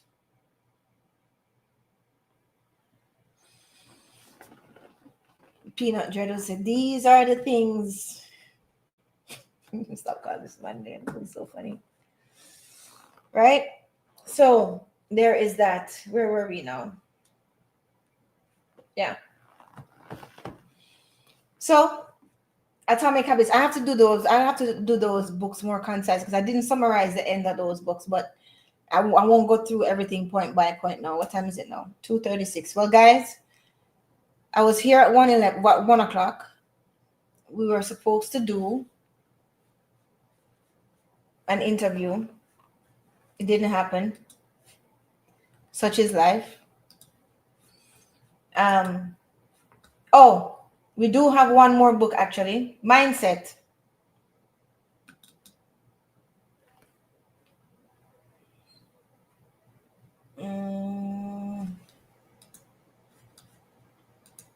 Hold on, let me try to find it for you.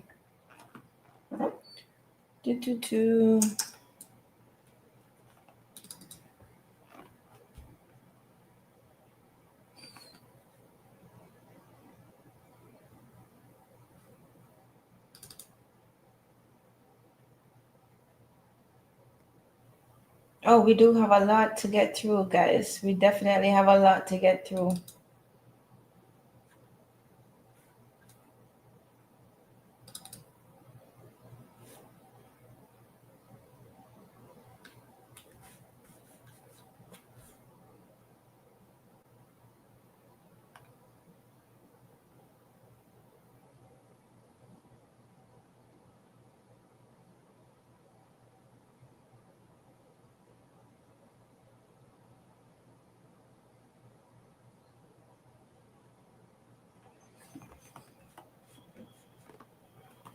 Boundaries.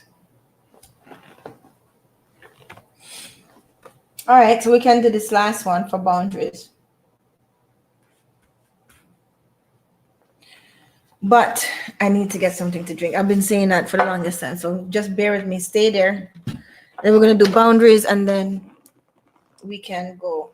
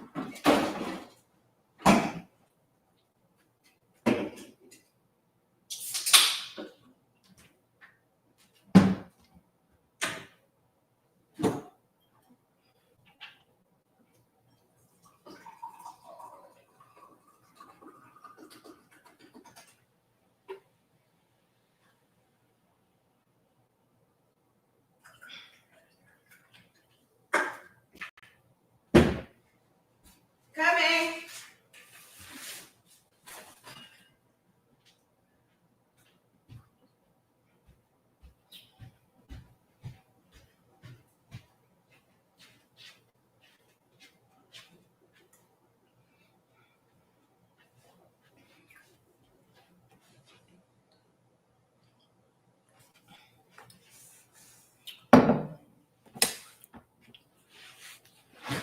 All right. Last book. Let's do this boundaries. Let's pick it up. All right. So quickly. 4 sources of boundary problems: compliance, avoidance, coolness, and harshness. So compliance, this is permitting guilt tripping, right? Or getting controlled by other people. You go along to get along. You're going to have boundary problems because people are not going to respect your boundaries, right? You comply to fit in. Don't do that, right? You have to respect your own boundaries for other people to respect yours. Avoidance, blocking people out and becoming unable to receive help. That is also it's going to affect your boundaries as well, right? Sometimes you probably, that's a wall, not a boundary.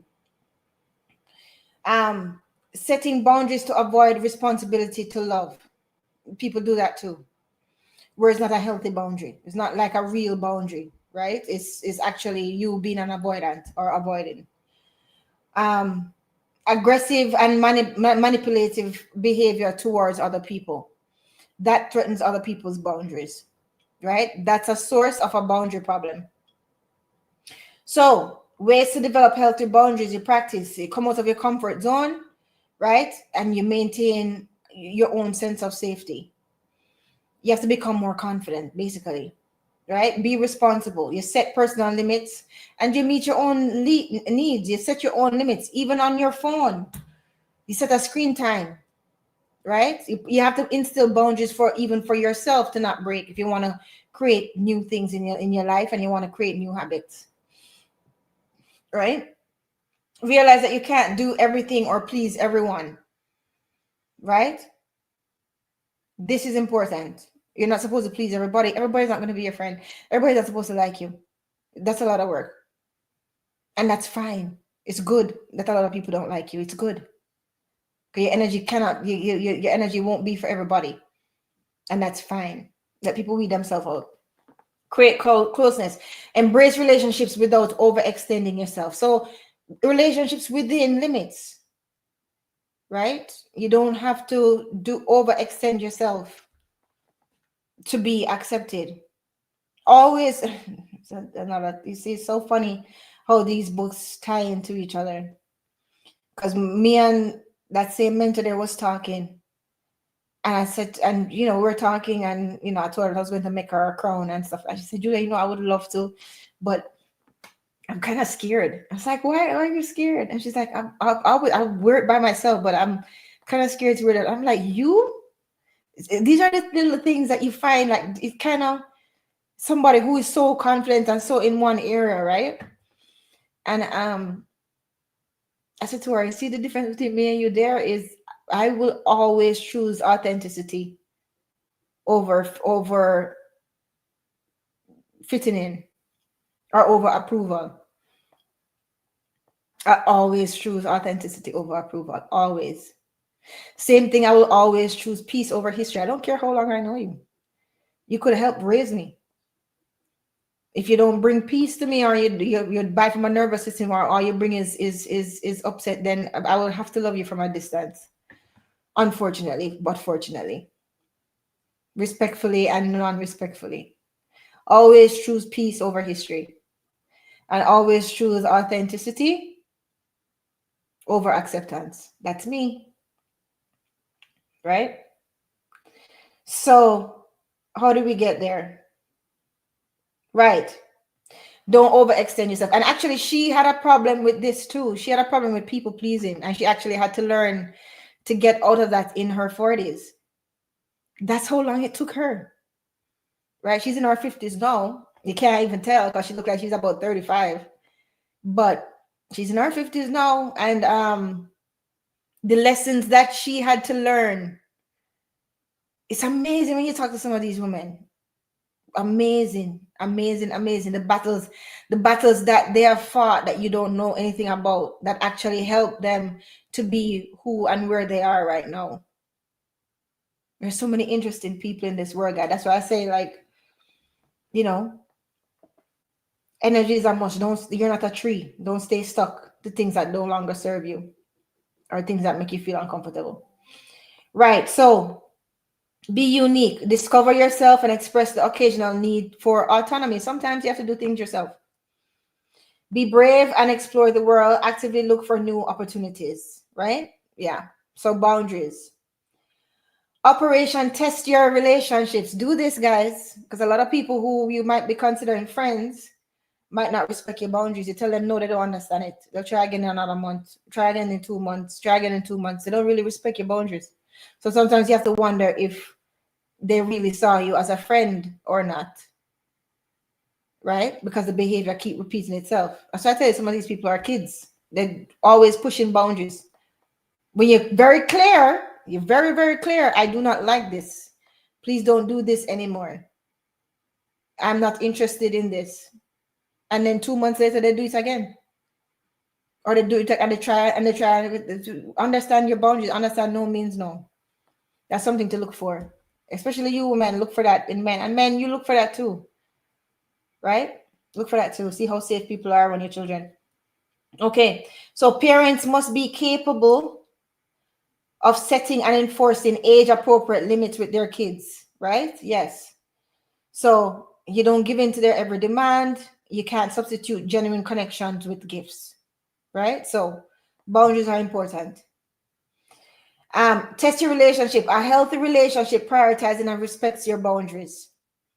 Right? It's a surefire test of your friendship. If the person respects you and respects your friendships, if you tell them that you don't like something, you shouldn't have to tell them more than twice. If you tell them that you're not interested in something, they shouldn't feel like, okay, later on I'm going to try and test again.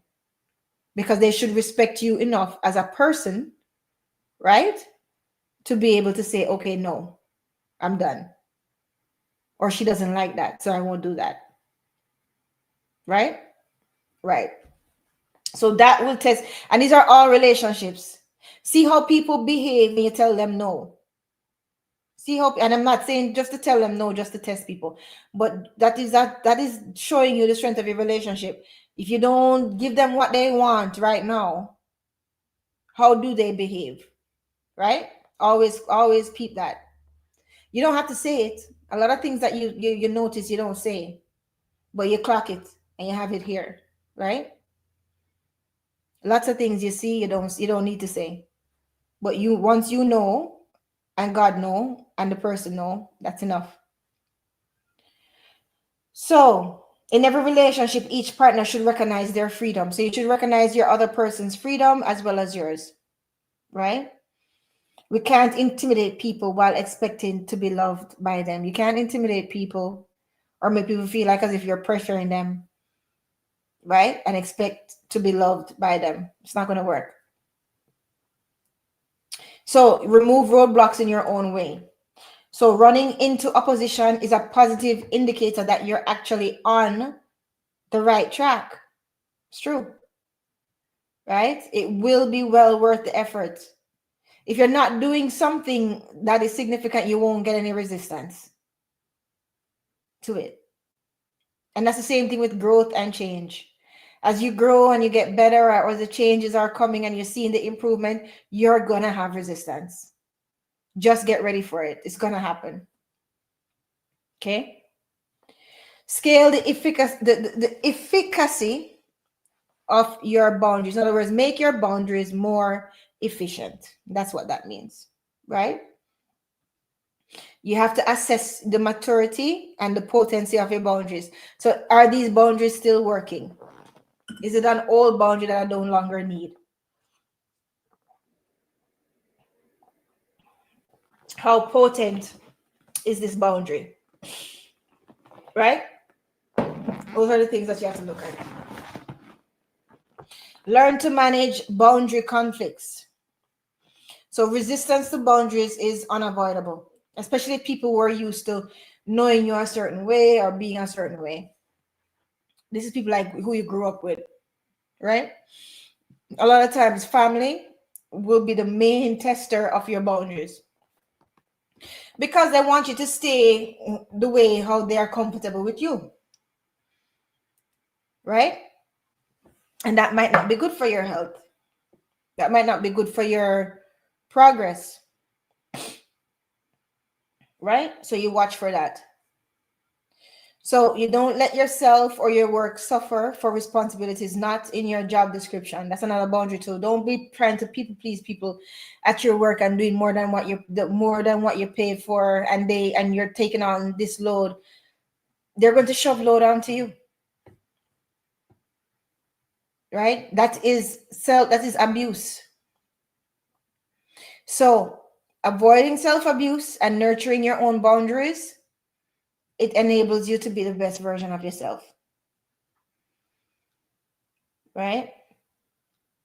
And boundaries are necessary for a healthy, balanced lifestyle. Okay, you must have clear limits in everything and with everybody. That's just the way it is. Our inability to create boundaries at the right time and with the right people will be highly, highly destructive. Highly. Okay, guys, so right now it's 2:51, almost 3 o'clock. Again, apologies for the live not working out the way it was supposed to work out today. But I can only do what I can do. This is my circle of control here, is what we did. This is what I could control, so this is what we did. I can't control if somebody has, family problems or not, or emergencies that they have to deal with or not. But what I learned from this is the next time that we do have an interview, what I will do, hi Imhotep, what I will do is make sure that I do have the books available. Yeah, Imhotep, I did mention that you were working today, but the person that was supposed to come up, I don't know if you were listening, she has a family emergency. So I had nothing to really give to the audience today. So I said, you know what? Let me just recap some of the books. Teaching me that rejection, a lot of people can't handle. That's true. But it shows you that the person never saw you as a friend, though, teaching me. They show that they never see you, they only see you as a piece of meat. They never really saw you as a person and as a friend. Because if they can have an attitude, right? Because you say no and they keep on trying again, and you're just like, buddy, no, like I'm not, right? It make you wonder if the person actually respected you in the first place or saw you as a friend. I saw it because sometimes some things are beyond our control for real. Yeah, Imhotep. That's true. Other people is not in our control. We are in our control. But yeah, so she didn't get to come. But what I'm gonna do now, Imhotep, is whenever we're supposed to have an interview with someone, I'll make sure that the book is prepared. Just in case they fall through. So I actually have a book to present to you guys. That's what I'm gonna do from now on. Lesson learned. This will never happen to me again. Never. I'll always have something. So that's why we just went over these books here. We only did 4. We did 7 habits, just the closing notes. We did 5 dysfunctions of a team. We also did boundaries. We just did boundaries. And what else did we do? I forget. We did another one. I think we did mindset. Yeah, so nobody wants to call in, or you guys have nothing to say or any questions to ask, then I will go and do my laundry. I've closed the fold, I've closed the iron before my week starts. So let me know. I'll stick around for another, what time is it? Stick around till 3. We have 5 minutes. Greetings, Invest. Hi, Invest. Yeah, so the lady that was supposed to be here, she had an emergency, so she couldn't make it. So today we just recapped 3 of the books. That's what we did, because we didn't have anything else prepared, because we were prepared for her, right? But it didn't work out. But now, as I was just saying before you came up, definitely what we're going to be doing is anytime we're supposed to have an interview, we'll have a book prepared too, just in case the interview falls flat or they don't show up. But she didn't show up though. She actually texted me some minutes before and said that she has an emergency. So we were just going over the past books, but it actually gave me an idea that after we do 4 books, we're going to have a recap session where we go over and discuss all 4 that we learned about before. Also, guys, I don't know if you were here for it when I was talking about it, but we're going to have some financial books. We're going to get into some financial books soon, some business finances. We're going to be learning about how to invest, no pun intended. Learn about the best ways to save, the best ways to build wealth, mindset for these things, right? So we're going to really go into financial literacy as part of our business books as well. So I have some from one of my mentors, on the farm all day dealing with some pigs. Understood, Invest. That's okay. It's always here for the playback. So and we didn't really have that much of a show today, as I said, because she didn't show up. Well, she had an emergency. So, and I didn't have the other books presentation actually fully done. So we just recapped 3 books. That's all we were doing, and just talking with each other. But next week we will have the actual book, Declutter Your Mind. But we're going to have some business financial books. And I'm telling you guys that some of these books I am actually learning as well. Like some books, I actually not only know cerebrally, but I know it in my body because I actually live them. So all of these self-help books, all these business books with mindset, etc., I actually live them, actually did the practice, and I've actually grown from them. A lot of these financial books, I know them cerebrally, and I'm learning how to apply them. So I'll be just as much of a student as you are when we go through some of these books, and I will definitely let you know. And that is me being vulnerable with you. Can't talk about it if I'm not going to be about it, right? I'm not going to come here and pretend like I know it all or I know everything. I don't. And some things I'm still chastening myself to become better, right? So some of the financial literacy business books I know here, and I'm learning to actually implement it in my life. But am I at seven figures yet? No, I am not there yet. Is she there? Yes. And she has been there for over 2 years, so she hasn't lost it. And she's moving on to 8 figures. Do I look at that and say, wow, that's where I want to be? Damn Skippy. One of my favorite finance books is The Richest Man. That is the next one we're doing. Invest. She told me about that one, and I actually went and got it. The Richest Man in Babylon. So I'm starting to read that tomorrow because I finished my other book yesterday. I'm actually starting that tomorrow. I got it. The Richest Man in Babylon. That's gonna be the first invest. Okay, so hopefully you're able to come on that Sunday when we do that one. The Richest Man in Babylon. That's gonna be next week, not next week Sunday, but the Sunday after. Right? So hopefully you'll be there for that. But we'll see. Or matter of fact, what I'll do is yeah, tell me if you can make it. Which Sunday you can make it. I don't know how you're gonna tell me that, but yeah, but it's a big old school, but I love it so much. It is old school, but it's good. And she recommended that one too. That actually helped her, she said. So I'm gonna go over that one too. The Richest Man in Babylon, actually. I'm glad that you mentioned that. So yeah, so some of these books, I'm going to be just as much of a student as you are with them. So I know them cerebrally. A lot of things I'm learning to practice. And you know what? That's okay because it's just the information. And some of you who will be listening to this are further along than I am financially. There's people listening from the UK. When I look at my subscribers, there's people listening from Canada, from America, from Jamaica. So some of you may very well be 7 figures going on to 8 figures, or 6 figures going on to 7 figures, right? Or 7 figures trying to keep it. So it doesn't matter where you are.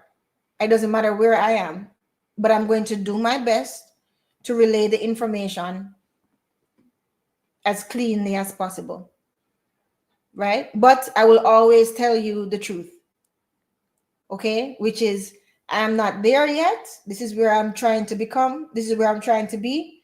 This is where I am not trying. This is where I intend to be, and this is where I am stepping into, right? So I'll be honest with you there, and I will learn the lessons with you. Tell you which ones I implemented, tell you which ones I have not implemented as yet. But the information will be the same. Okay? So we really are on a journey together on this platform. We really are on a journey together. I don't know it all. I don't know it all, but I'm willing to learn. And I hope you guys are too. But thank you guys so much for coming. Invest, thanks for coming. TG Media, thanks for coming. Miss T, Emotep, all of you that's listening. Gaza Ricardo, always the first in class. Thanks for coming. And yeah, apologies again for today. I couldn't help it. It's not my and this is another example too. Case in point, it wasn't my fault that happened today, but it's still my responsibility because it's my show. So I have a responsibility to you, my audience. Think and Grow, which is one of them too. The Compound Effect is one of them too. The 4 Agreements. These are all my favorite books. Invest. I've read, and I have them on the list. compound effect I have, and I've read it over. Hi DJ Easy, Mr. Live Jaja. Seems like it came out at the end. That's okay. DJ Easy, she didn't come today because she had a family emergency, right? But we all we did was was go over some of the books. Hold on there, Invest. Let me see something. Hold on. Stay there. You guys stay there. Oops. This is not my only bookshelf, but I know I saw it when I was dusting it the other day, and I'm pretty sure it was in this one here. Hold on. Hold on. This is another one we're gonna do. But hold on there. Hold on. Hold on. Yeah, I knew it because when I was dusting the other day, I actually was like, this is where this is, because I read this over before, right? So this is the compound effect. We're gonna be doing that one of these weeks.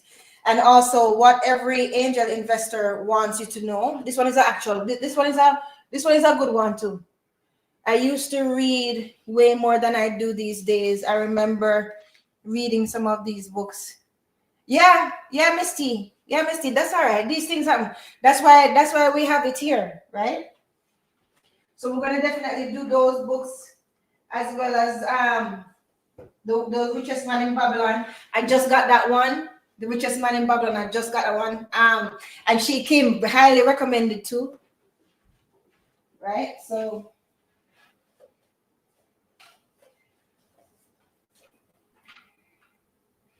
this is another one that I want to do too.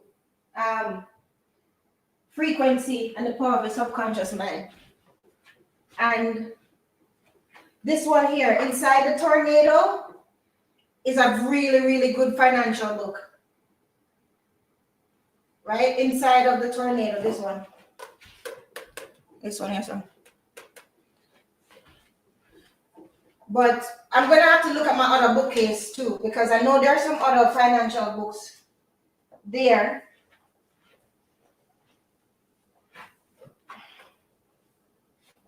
When I dust again. Yeah, so when I dust again the other bookcase, I'll take out some other financial books that we want to, that would be good for us. And yeah, Darren Hardy, yeah. So when I dust downstairs,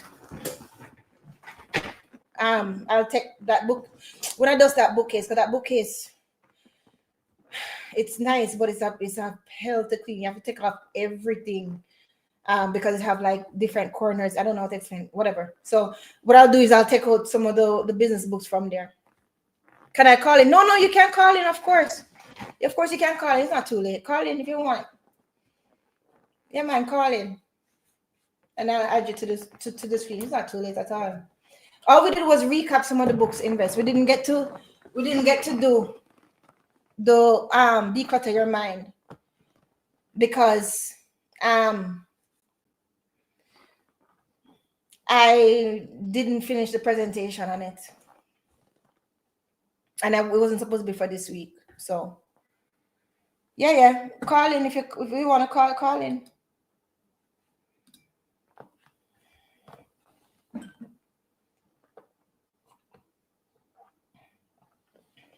Anybody can call in, actually, and talk about the things that we were just talking about.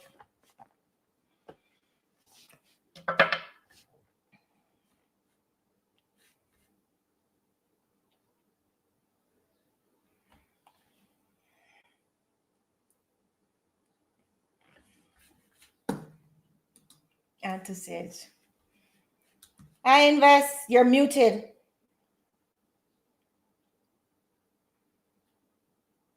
Mr. Julia, can you hear me? I can hear you now, dear. Thanks for coming. Good evening, happy Sunday.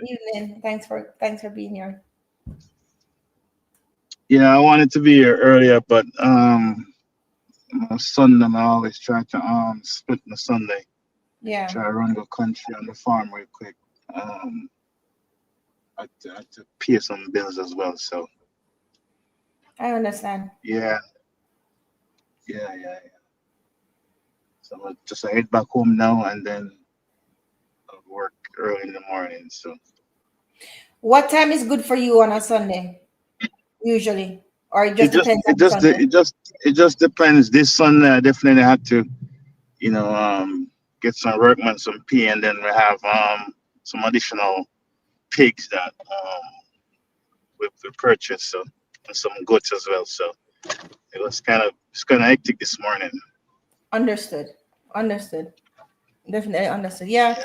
Well, you didn't really miss that much because the person that was supposed to be here, she had a family emergency last minute. And the book that I was gonna do before that, Declutter Your Mind, I'm almost finished the presentation, but because she was gonna come on, I said, well, I'll push it to next week. So Okay. instead of me just not showing up or not doing anything, I just said, let me just come out and we just go back over some of the notes from the last few books that we did. So that's all we did today. So you didn't really miss that much. Okay. Yeah.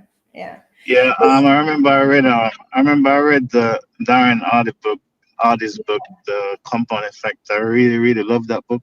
I love it too. Um, and but my favorite book is Richest Man in Babylon. Yeah. It's old school, so Yeah. it's not an easy read. It's really small. It's a small Yeah. book, but Yeah. it's old school.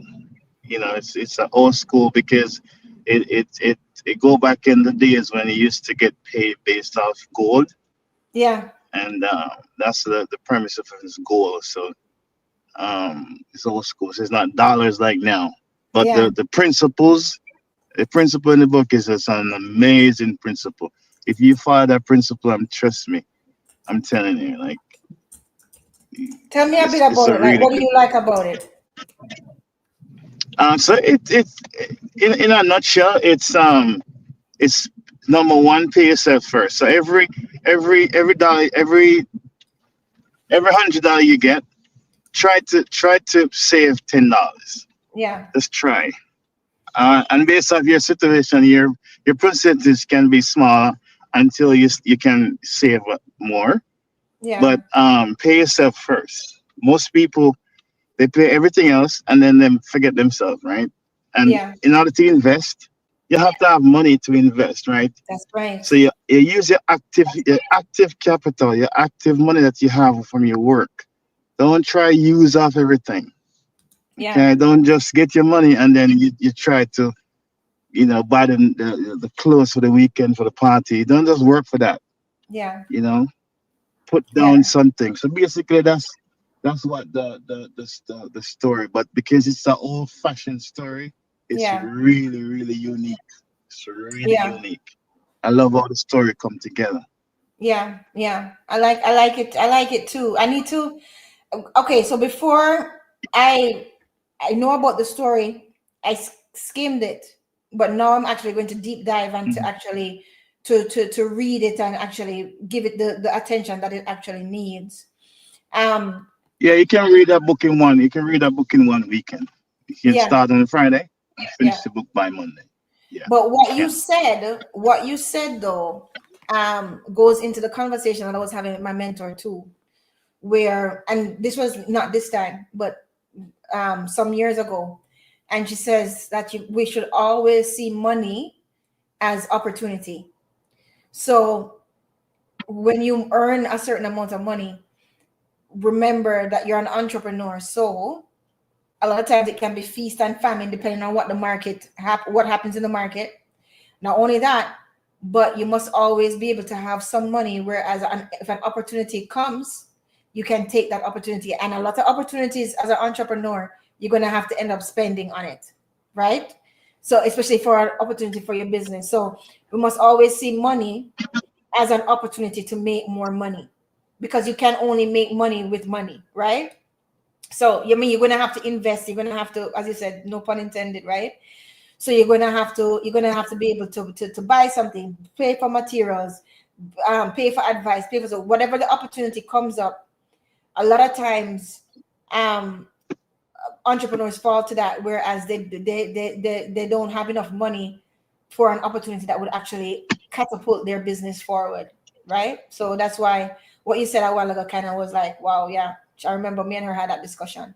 Yeah, Yeah, I completely agree. I think because we just get used to consumerism every time. Because I've seen it every single day. People get paid on Friday, and by Monday yeah, they're broke. By Wednesday, they don't have anything, and yeah, it's just because of consumerism. For example, somebody gets paid Friday, there's a party Saturday. Them have to yeah, go downtown and buy one clocks, and them have to go buy one, even though they have stuff in the closet already. They have to yeah, just go buy something. Why not wear whatever you have already? It's clean, it's yours. Wear it. right. You already have shoes in the closet. Wear whatever you have. But Where we was have you at? this consumer mindset where we just think that we have to spend, spend, spend, spend, spend. You know what I Right. mean? And that's how after a while you end up. You don't have anything to start a business or to invest in the stock market or anything because you spend Yeah. all the money that you get. Right. You know. Right. And the thing And is to invest to go off of what. Sorry, you're kind of low there. Your mic kind of went low. can you hear me? Yeah, I can hear you now.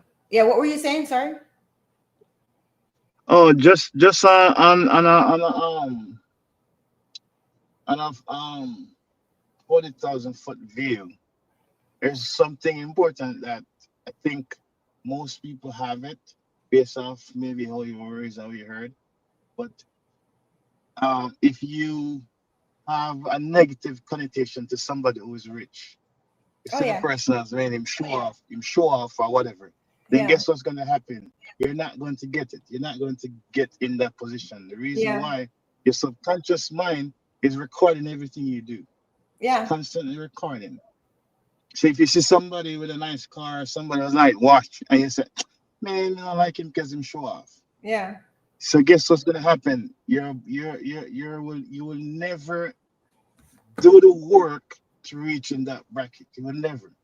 Instead of you have to shift that mindset and congratulate that person. Oh, you have yeah. a nice watch. Oh, cool. Or ask the person, what do you do for work? The person's gonna Exactly. motivate. Oh, nice.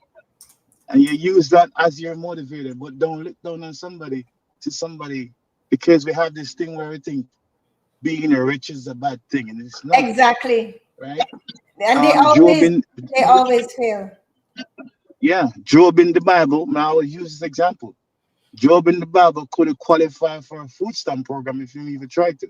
Exactly. He couldn't qualify because he's wealthy, right? Abraham and all these people, Joseph of Gucci, yeah, and I know Gucci. I sell Joseph coat of many color was Gucci, man.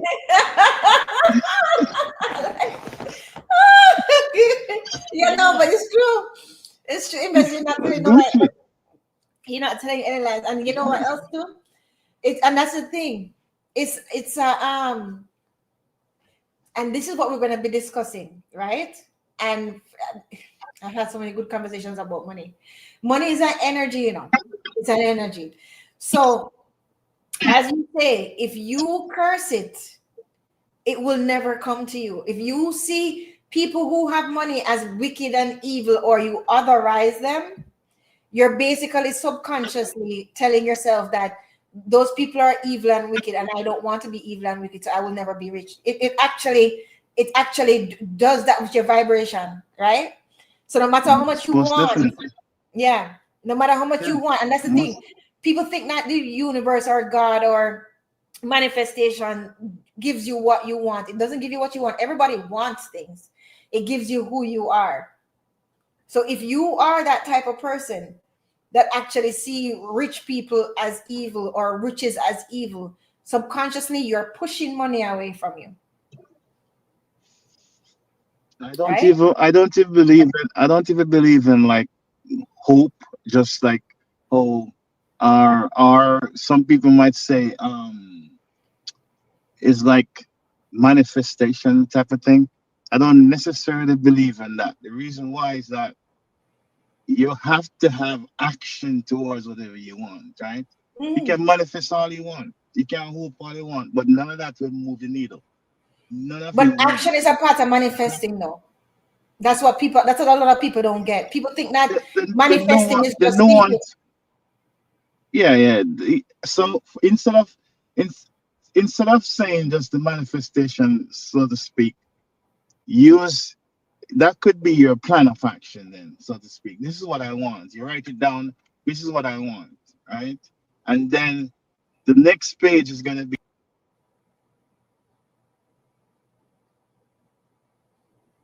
I lost you there. Can't hear you. You went out. I think because you're in the country. Yeah, but invest. can you hear me? I can hear you Can you hear now. me? I can hear you now. Yeah. Yes, I'm saying most people have their goals. Like they'll have stuff that they pace up in their house, their dream car, and whatever they have it pace up. But there's something else that's missing that should be also paced up as well. It's the action. And exactly my point. So when I Mm-hmm. see people say, "Yes, this is what I want," cool, you want it, that's fine. So I'm going to ask you something else. What have you done that will take you closer to your goal today? Exactly. And if you don't do anything, I don't want to hear anything from you. I just don't. Exactly. Exactly. So, but I just want to be clear about what true manifestation is, because maybe because people throw the word around a lot, so it gets different meanings, etc. Because people use it wrongly. Manifesting is basically just bringing from the unseen to the seen, and in order to do that, you need action.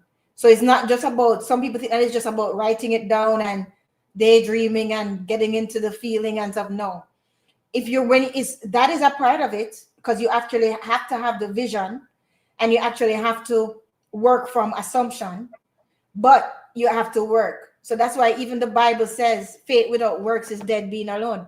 You can think, hope, pray, but if you don't do the action, then you'll never manifest anything, you'll never bring it into manifestation, right? And actually, without and actually the action part is key to the manifestation, because it's showing your belief. Now let's go back to the Bible. Hi Merkaba, and said with no action there'll be no work. Exactly.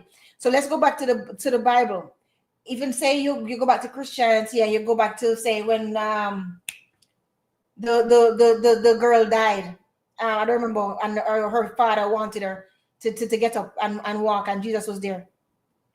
And Jesus said, Taliba Kumi, Taliba Kumi. That means get up and walk.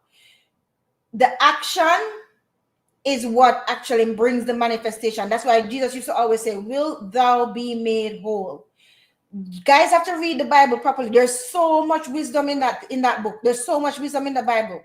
When he actually asked, "Will thou be made whole?"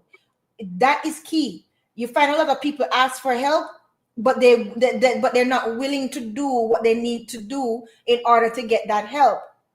They rather hand out, or they rather somebody come and just bing, magic wash, bless you. No. Wilt thou be made whole? In other words, will you believe in your own healing to the point where you actually act? Because if you don't believe, you will never act. Invest. If you don't believe that you can have a different outcome, if you don't have that faith, then you'll never be the woman with the issue of blood that actually went up to his garment and actually grabbed his garment, right? The fact that she Right. grabbed the hem of his garment, that shows you her belief, because she believed that, all I need to do is just get near to him, grab the end of his garment, and I will be made whole. She believed that, and he actually felt that energy come out of him. But if she didn't believe that it could actually help her, she wouldn't be crawling on all fours trying to get close to Jesus to grab onto his thing. So all of those things, not only to show you, however you interpret it with Jesus, etc., is not only to show you that, but it's to actually show you that in your healing and in your growth, you have a responsibility to act. So it's not just blue sky and thinking and all of that, which I think is great, because it puts you in alignment. Alignment is A necessary. few, this is how I say it. A But few a few years ago, yeah, I'm listening. Miss Julia, Mhm. the conference in the downtown. Yeah, I won't call their names, but some prominent speakers from overseas came to Jamaica. I think it yeah, was like four of them, and the ticket was expensive to get there. But Lots of people came. Lots of people turned up, and I got a ticket. I got the ticket for the event, and I went. And the first speaker, it was jump, jump, jump, jump, jump. Get up and everybody was jump, jump, and I was like, okay, and kind of motivational. Fine, okay, cool. And I was taking notes, and I write motivation is like taking a shower. It's gonna wear off. I wrote Yeah. that. He didn't say to them. I just said to myself, motivation like shower, because they was jumping and oh yeah and screaming. I was like, okay, cool. So the lady, our next speaker was a lady. She got up and she was talking about manifestation, and she had people making cardboard, like paper of like drawing whatever they want to achieve and stuff like that. Mhm. And cool, it's cool activity, get people in that mind frame, which I appreciate that part. But I was so disappointed. I was so disappointed, Miss Julia. There was nobody who had a session that talks about action, setting Oh, goals. yeah, Nobody. yeah. There's, I can guarantee you that most of these people that went there did not achieve anything. Hmm. Most of them don't. Why? Because there was no thought out action plan. We Yeah, have to have an action plan with every single thing. We can be yeah, motivated until God come. If you don't have an action plan that you have to do, for yeah. example, every time I get up out of my bed, I don't care what's happening outside. I have to make my bed. I don't care. Wait, wait, I wait, have wait, to make wait. Pause. Stick a pin. That is on. That is a book that's on the list. It's called "Make Your Bed." Go ahead. it every Yeah. time. And here's the thing why that is so key to me, because I that is an action thing that I have to do. So even if I'm rushing and I go outside, get in the car, and I was like, oh my God, when I make the bed enough, guess what's gonna happen? I am going to risk to say, should I put it off? Put it off because it's just a simple make the bed. Or go in and do it. The decision that I have to make. And Yeah. then I tell myself, if I already make that decision, that every single time I'm going to do it. Because guess what? If I slack up and not making the bed, I'm gonna slack up on something else. Oh Right. yeah, that can go on. Right. Right. And the fact that you keep doing it now, the same thing we were talking about before you came, it has become a part of your identity. So now Invest is the type of person who never leaves his bread unspread. That becomes a part of your identity. Not only are you a non-drinker and a non-smoker, which is a part of your identity, but you're also someone who never leaves his bed unspread. And you know what? That book there, I just finished that one. Make Your Bed. You're gonna really like it because he was actually high up in the army. It was one of those Navy SEAL books, actually, high up in the army, and he was showing how a lot of the things that he learned from the army actually helped him to actually grow his business. So I really love those books. Um, It was, my grandfather went to World War what's II. what's the name of it? It's called Make Your Bed, actually. Okay. Make Your Bed. Yeah. So that's gonna be a good one. That's gonna be a good one. I Yeah. think I think also too Mm-hmm. because like when I went to academy, police academy, them teach you how to make it better a certain way. And I think I've adopted that style because I don't want to see no crease Crease. in nothing at all. Like the feet, there can't be Yeah. no crease at all, like none. Yeah. I have a The particular fold I and have the a fold particular technique. underneath the mattress. Yes, I know, I know, I know. That's funny. yeah. Yeah, I'm gonna check out that. I'm gonna check out that book. check it Make out. your bed. That's crazy. Check it out. But I'm Yeah, definitely gonna do the richest man in Babylon. Definitely. And I do remember how I remember when I first skimmed it because I didn't do a proper treatment on it.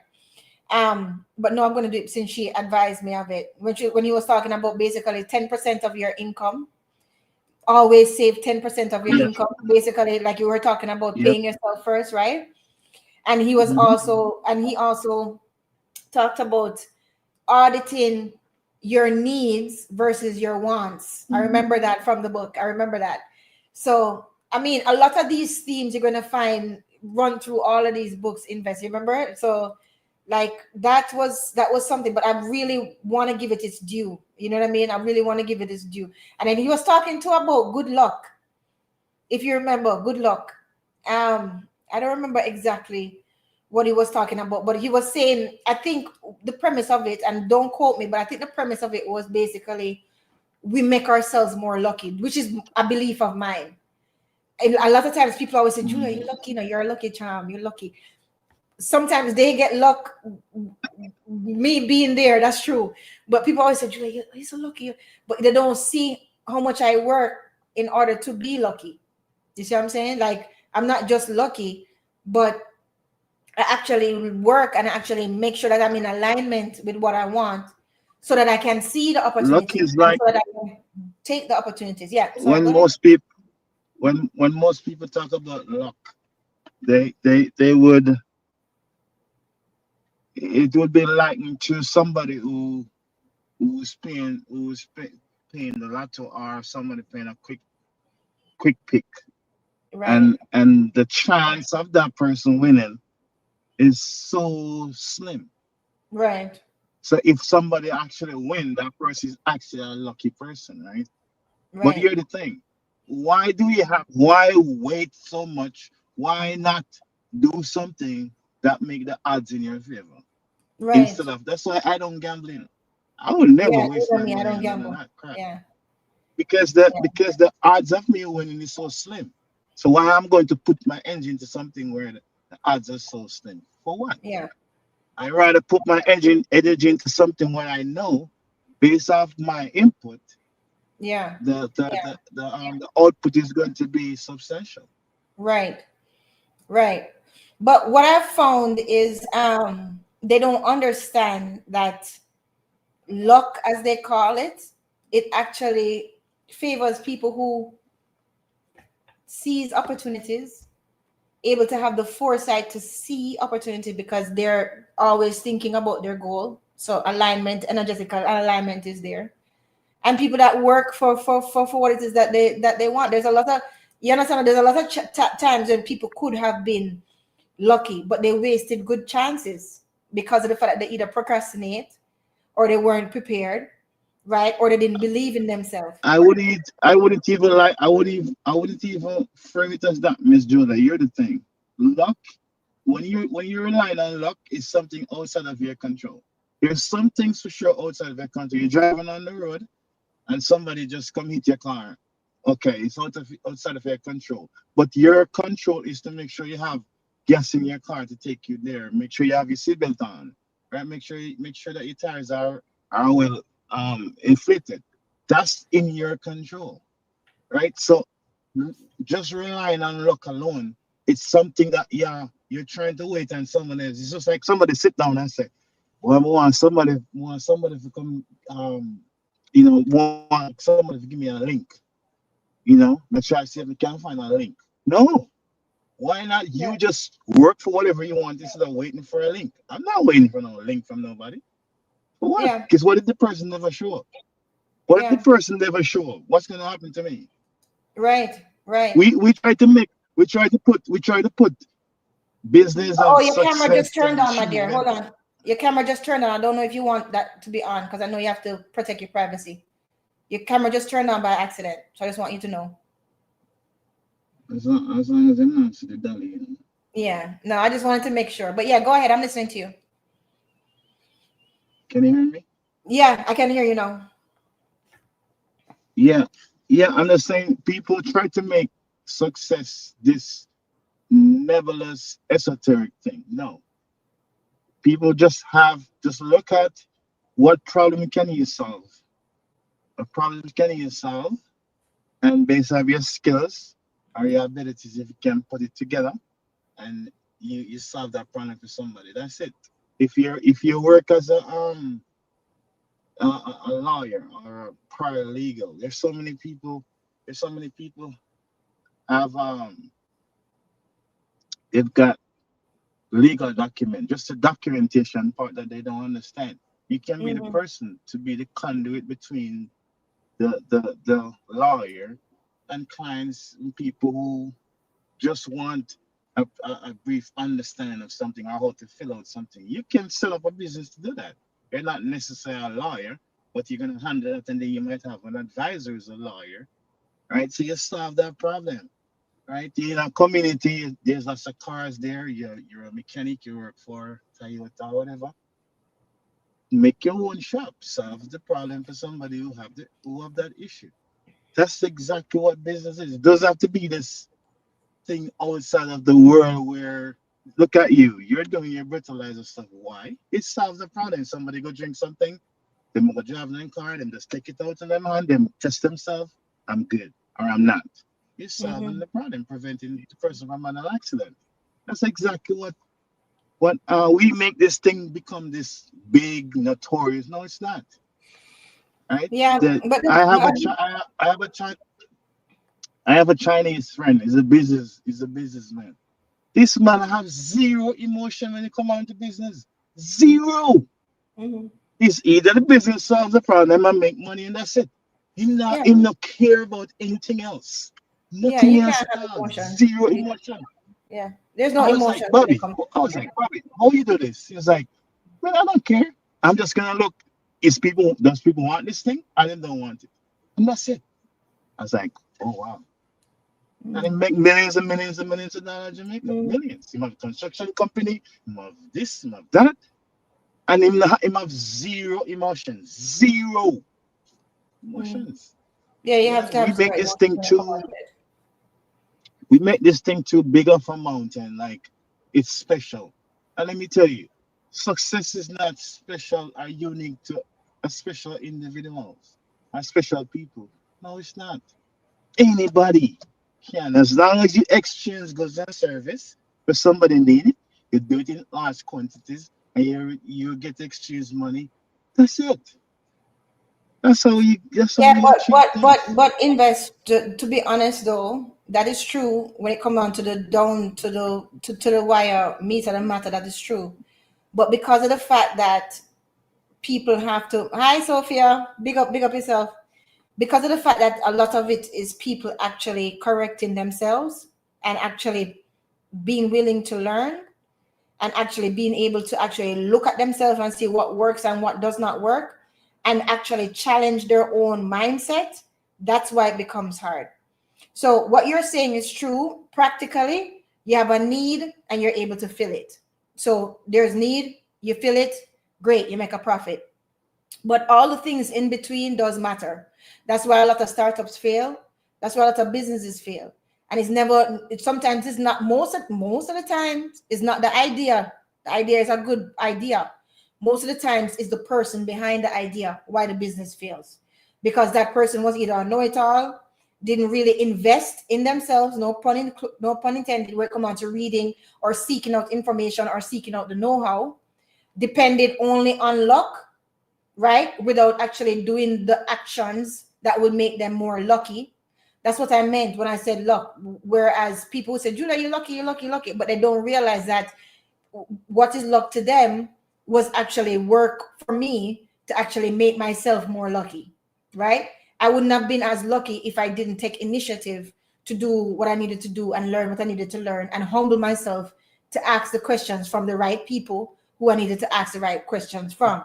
So this is why business in a lot of ways seem elusive or people make it harder than it needs to be because people you would invest. This is one thing I've learned. People would go miles around the whole world and spend all that energy going miles around the whole world 3 4 times other than actually looking at themselves and actually admitting that they're doing something wrong or they have a room for improvement. They will go around and make things so difficult. They will die alone. They will damage relationships with their own children just to not be able to say, you know what, I dropped the ball there, I was wrong. Just to not be able to face their own conscience. You would be surprised to see, and I'm sure you wouldn't be surprised because of your line of work, you've seen more than most. But rest of the people who are listening to you, you'll be surprised to see the hula hoops that people go through to avoid them own conscience and to avoid looking at themselves in the mirror and actually making a change. You'll be surprised. So that's why a lot of these things seem harder than it really is. Yes, it's true what you're saying. The bottom line is you find a need, you find the best way to fill it. But because there's competition as well, all the other things in the middle, your mindset, your willingness to move, your willingness to cut off your comforts, your willingness to kill your darlings, all of those things are self things. So that's why it becomes hard because people don't want to do the actual work to actually improve themselves to become that person who owns that business that is actually successful. So that's why. You see what I'm saying? I Yes, you there? I have. Can you hear me? I can hear you now. Yeah. Yes. So the circle that I went with, they're mostly business people, and Mm-hmm. and two specifically, and one of them, he's like really smart, just a smart. So he exited a business 3 years ago, and he want to start something now, but it's kind of like it's outside of his comfort zone in a sense. So he have to Yeah. learn more and put himself out there. The first business he wasn't behind the scenes, but this one is more like consultant work, right? Mm-hmm. And uh and then another guy, he started in construction and fishing and Mm-hmm. became wildly successful. But he doesn't have any formal education, right? Mm-hmm. Doesn't. He's a guy from the country, work his tail off, whatever the case may be. No, he's driving supercars, sports cars. But the reason why I came up, the reason why this point that I'm trying to make is that the one that started the consultant firm, he spent 2 weeks designing a logo, 2 weeks, and didn't talk to one client. Did not, because most of the time people that are smart, we read too much, over analyze things. Okay, we make Yeah. things become we make things become the problem. Oh my God, this Procrastination. reason. Then Yeah. the other person who just go off of naivety, just work. And if you're reaching a roadblock and just try how to solve the roadblock, and that's it. And now sit Exactly. down and say, oh, let me come up with this thesis and let me see what could be done. And no, Yeah. just do it, man. As Nike said, Just just do it. do it. They procrastinate a lot of Simple, times just too. do it. And that's why a lot of times too, that's what you call people making the perfect the enemy of the good. Just continue because as you go, you will learn and you get better. But if you wait for everything to be Most perfect, you will business never start. meeting, yeah, Right? most Right. business meeting Yeah. are a waste of time. Most of it's a Most waste of time. business meeting are a waste of It's a waste time. of time. Is you That's sit what down, this person arguing over this point, oh, you should do it this way, and listen. no, there's no movement forward. None. We were talking I about that I before I, you I came. just I just like people that take action, Miss Junior. To That's take just ac- me. Personally. No, You but say you're listen, gonna do that something, same I will help same you. Just same do with it. me. Just do it. At least show some initiative and try. That's the same thing we were talking about before you came on, right? Most most of these meetings it could have been an email because all you're doing is just talking. You're not asking for feedback, you're not interacting, you're giving information. You could have given the information over an email. If there's going to be a meeting after, maybe it's to discuss the information that we have all read, we've all briefed to. Maybe there are some problems that we need to talk about, or maybe to say where the system will not work, then fine, then we can have an interactive meeting. But most of these meetings could have just been an email, and a lot of people just love to meet, love meet because they love to chat, and they'll just waste time. So It- that's It's another just thing it's too. just a social it's just a social aspect of our design as well. Time and That's place that's for the next everything. thing. Time and place for But in everything. terms of moving the needle forward, I think Yeah. we just need to do more. Um, I'm gonna run, but before I go on, if you don't mind, Yes. recommendation. Yes. There's a book that I love called On Confidence. It's a I small have red that. book. I have it, on and I'm fire. going to do it. I All have it right. in mind, and I'm going to do it. The next book that is very good is called "The Obstacle Is the Way." Ryan I have Holiday. that. The obstacle. The obstacle is the way. I have that. The obstacle Yes. is the way. And basically he was saying the reason why I want to do that book too is because it reframes how we see problems. It also reframes how we see failure. And that book is such a great book because it makes you look at the problems, the things that you don't want to actually go through, or the actual thing that you're seeing as a problem to get you from point A to point B. That obstacle, actually going through it, is actually the way for you to get to point B. That's a brilliant book, and I'm going to do that book actually. So thank you Yeah. for that. Yeah. Right. So if you can get those two books, and also somebody can just put it in Tell YouTube and me. just listen to audio. Just listen to audio, but it's called The Science of Getting Rich. It's an Of audio course. version. You can just type it into YouTube whenever you guys cooking or cleaning or whatever. Put it in on YouTube and make it play some audio. It's The Science of Getting Rich. It's a We are going to do that beautiful book. thing to shift your mind. It's really when you listen to it and you listen to it, it's really it put it put me on a trajectory. Like I never born with any gold spoon, wooden spoon, no spoon at all, right? And now my kids will have platinum spoons, okay? And That book, and we are doing I'm that just book. saying, yeah, yeah. And we're So also doing, it's really good. The resources are there. Go yeah, ahead, I'm Miss looking Julie. at you, sorry. We're also doing Think and Grow Rich. We're going to do both.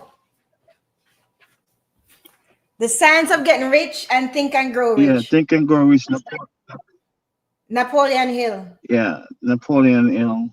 Um, We're going to do that. yeah. And Yeah, my mom, I have a big closet. I have a big library with all those books. But like I have in invest in books, but I think if you can get the mind right first, and then the action, and then once your active income is enough where you can start saving and then investing, I think that's the order. I think is the best way to go, in my yeah, opinion. is always investing. Hi, Kenny Marshall's blessings. Thanks for coming. It's always investing. And this is what we want people to see. Buying a book and reading it is investing in yourself. Is actually investing in your in not Most only definitely. right. So it's a big investment in yourself, and that's something that you cannot hide, right? Learning new things and new approaches is actually an Yeah, investment, but yeah, right? yeah. So like even like Amazon, most of my expenditure on Amazon, other than like some trinkets for like the farm and stuff for the cars and stuff, because I dabble into cars and whatever. But most of the time it's like I bought books that I even forget that I purchased it on Amazon when it package put up. I'm like, oh my god, I forget about this book. You know, it's really I rather somebody buy me a book right now than buy me a shoes or a watch. Yeah, You and know, that's me too. I Yeah, don't just buy me stuff. I am just Yeah, very much interested in just becoming just growth. And if the information is out there, we yeah, can garner, we can glean from it, and educate ourselves. Why not? It's just yeah, some of these books are like what, $20 or yeah, and they're very 10 good. US, $15, And you don't have to. You something don't like that. even have. So You don't even have to have the. Okay, so for all right, I like to read, so I have the habit of reading. That's fine. But I even still buy the audiobooks. I all the audiobooks that I have on my Amazon is I actually do have the paper copies of the books downstairs. But because of the fact that sometimes I'm driving so far distances, while I'm driving, why not listen to the audiobook again? mhm. And because of the fact that I know that Okay. learning, auditory learning, is different than visual learning, different than actual reading learning, even though you're still getting the information. Some people pick up information better visually. Some people pick up information, sometimes you pick up better different informations better visually than you do through audio. It depends on the information too. That's something that I noticed with myself. So a lot of times I will have the paper copy book, but because of the fact that I'm driving for 4 hours, I'm going to listen to the book. And sometimes when I'm listening to the book, I actually pick up something different than I actually read whenever I read it. So I'll go back home and say, wait a second, was this a renew? Was this the same edition?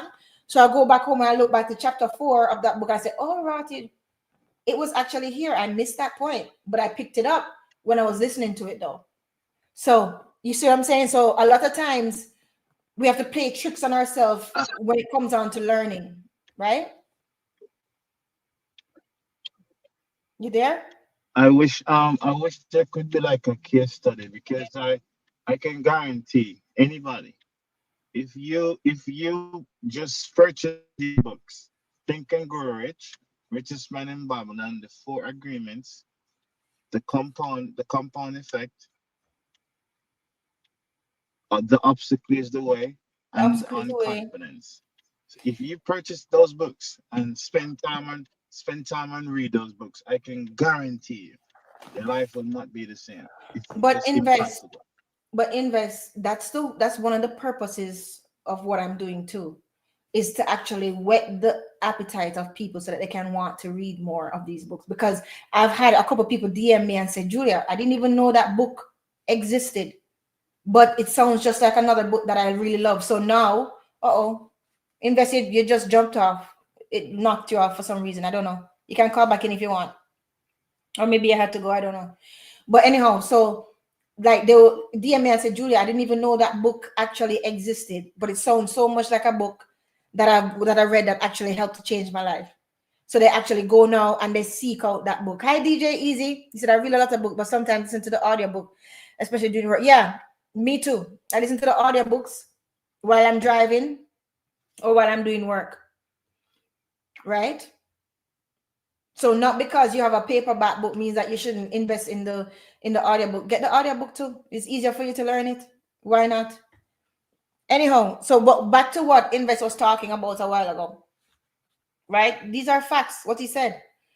Big, big, big, big, big, big, big, big, big, big, big facts. Right? Is investing in ourselves. So that's one of the reasons why, not reasons why. I always say that. That's one of this is because colloquially we always say it, so it's wrong. It's reason.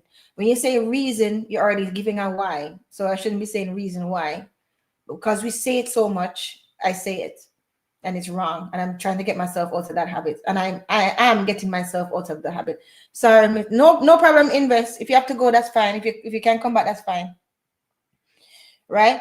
But investing in yourself, very, very important. Right? Those books that he mentioned, I have them on our list for us to talk about, because the business books are not just about self-help and about the mentality, but I really want to get into the finances. So these books here is also to encourage you guys to go and purchase the books and actually read the books. And no, I am not getting anything from any of these books. I'm not getting any, in other words, I'm not getting any sales from telling you to go and get the sales, to go and get them. So don't think it's anything nefarious like that. I'm actually encouraging you to get the books because they actually help me. And hope that's why too, I always post the books a week before, because I'm thinking hopefully you'd be able to catch up on the book so that you can have a discussion when you come on, if you want to come on, right? That's why I always post the books a week before, so that you can know what we're going to do. So that maybe if you read the book before, you can say, okay, we can talk about this. Or maybe it will encourage you to read the book or listen to the book. Right? So it's up to you. The opportunity is there. It's up to you. And you know what? You don't have to work on my time. Not at all. Okay? Not at all. It's always there for you. But when you're ready, as it says, when the student is ready, the teacher appears. So when you're ready, you will have the mindset to get that teacher or to get that book or to pay attention, right? So I think Invest had to leave. Yeah, so we have some very good books that are coming up. Again, some of the books I am still learning to implicate in my own life. So I'll be just as much of a student with you, right? A lot of these books here that we've done in the past, let me just signal by recap, please. Get these books. The Richest Man, yes. Up to the way on confidence, yeah. And these books here that Invest is actually talking about, I actually have them and downstairs in my other library, and I actually have them listed for us to do. The compound effects I just showed you, Richest Man in Babylon, I have, right? The 4 Agreements I have, on confidence I have, the compound effect I have. I love that book. So we're gonna go to, that's actually on the list. So Invest is telling you to get these. Really, really great. Thank you, Invest, and please be safe to your destination. Be safe. The Science of Getting Rich, that's right. We're going to be doing that too. Right? And Think and Grow Rich as well. We're going to do that as well. So I'm glad that he brought up these books. Guys, you can get them. Or hopefully my covering of the book and also or discussion of the book will actually stimulate you to want to actually get them. Okay? We can only lead you to the water to drink. We can't force you. Can't force you to drink it. Anyway, I'm going to go tend to my laundry now because I actually have a lot of clothes to iron and fold for the rest of the week. So I'm going to go do that and finish having a Sunday. Bless you guys. Hi, Kenny. From I Look at You, I Get Rich. Kenny, you need to call in and contribute, like Invest. Invest contribute so much to the business community, right? Miss T contribute by what she writes. Okay? Kenny, you need to call in. And as usual, ladies, good care and contribution always. And TG Media, need any help? All of you have all these great ideas and great minds, and you don't want to, and you don't call in. Call in next time. All right. So you know what? Actually, Invest, I might switch that book from Declutter Your Mind next week, and I might actually do The Richest Man in Babylon next week. Right?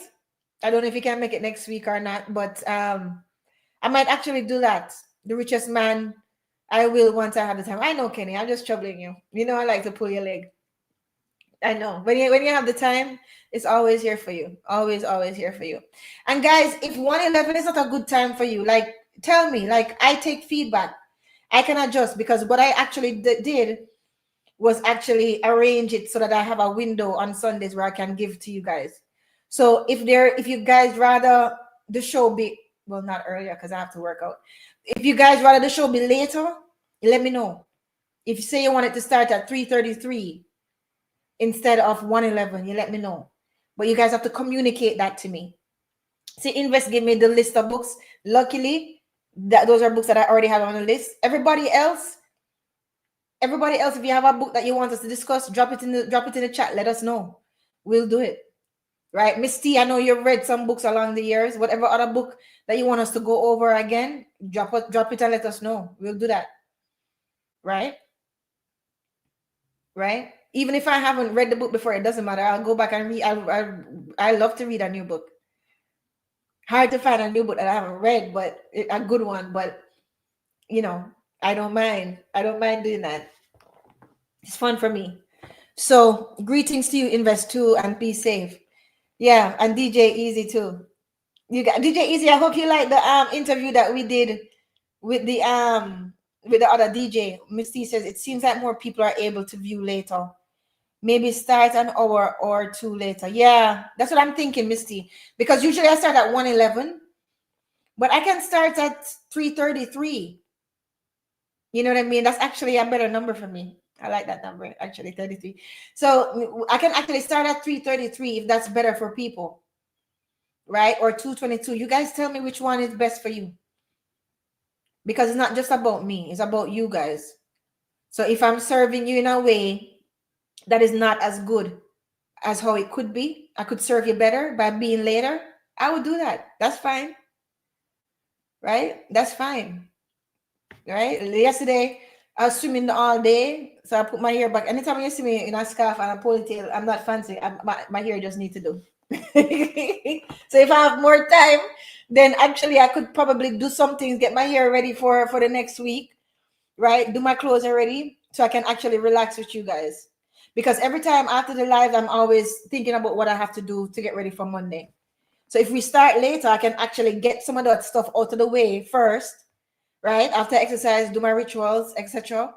Right? Start to get stuff ready for Monday so that I can relax more with you on a Sunday. I can do it that way too. Right? Later, if later is better, I can do later.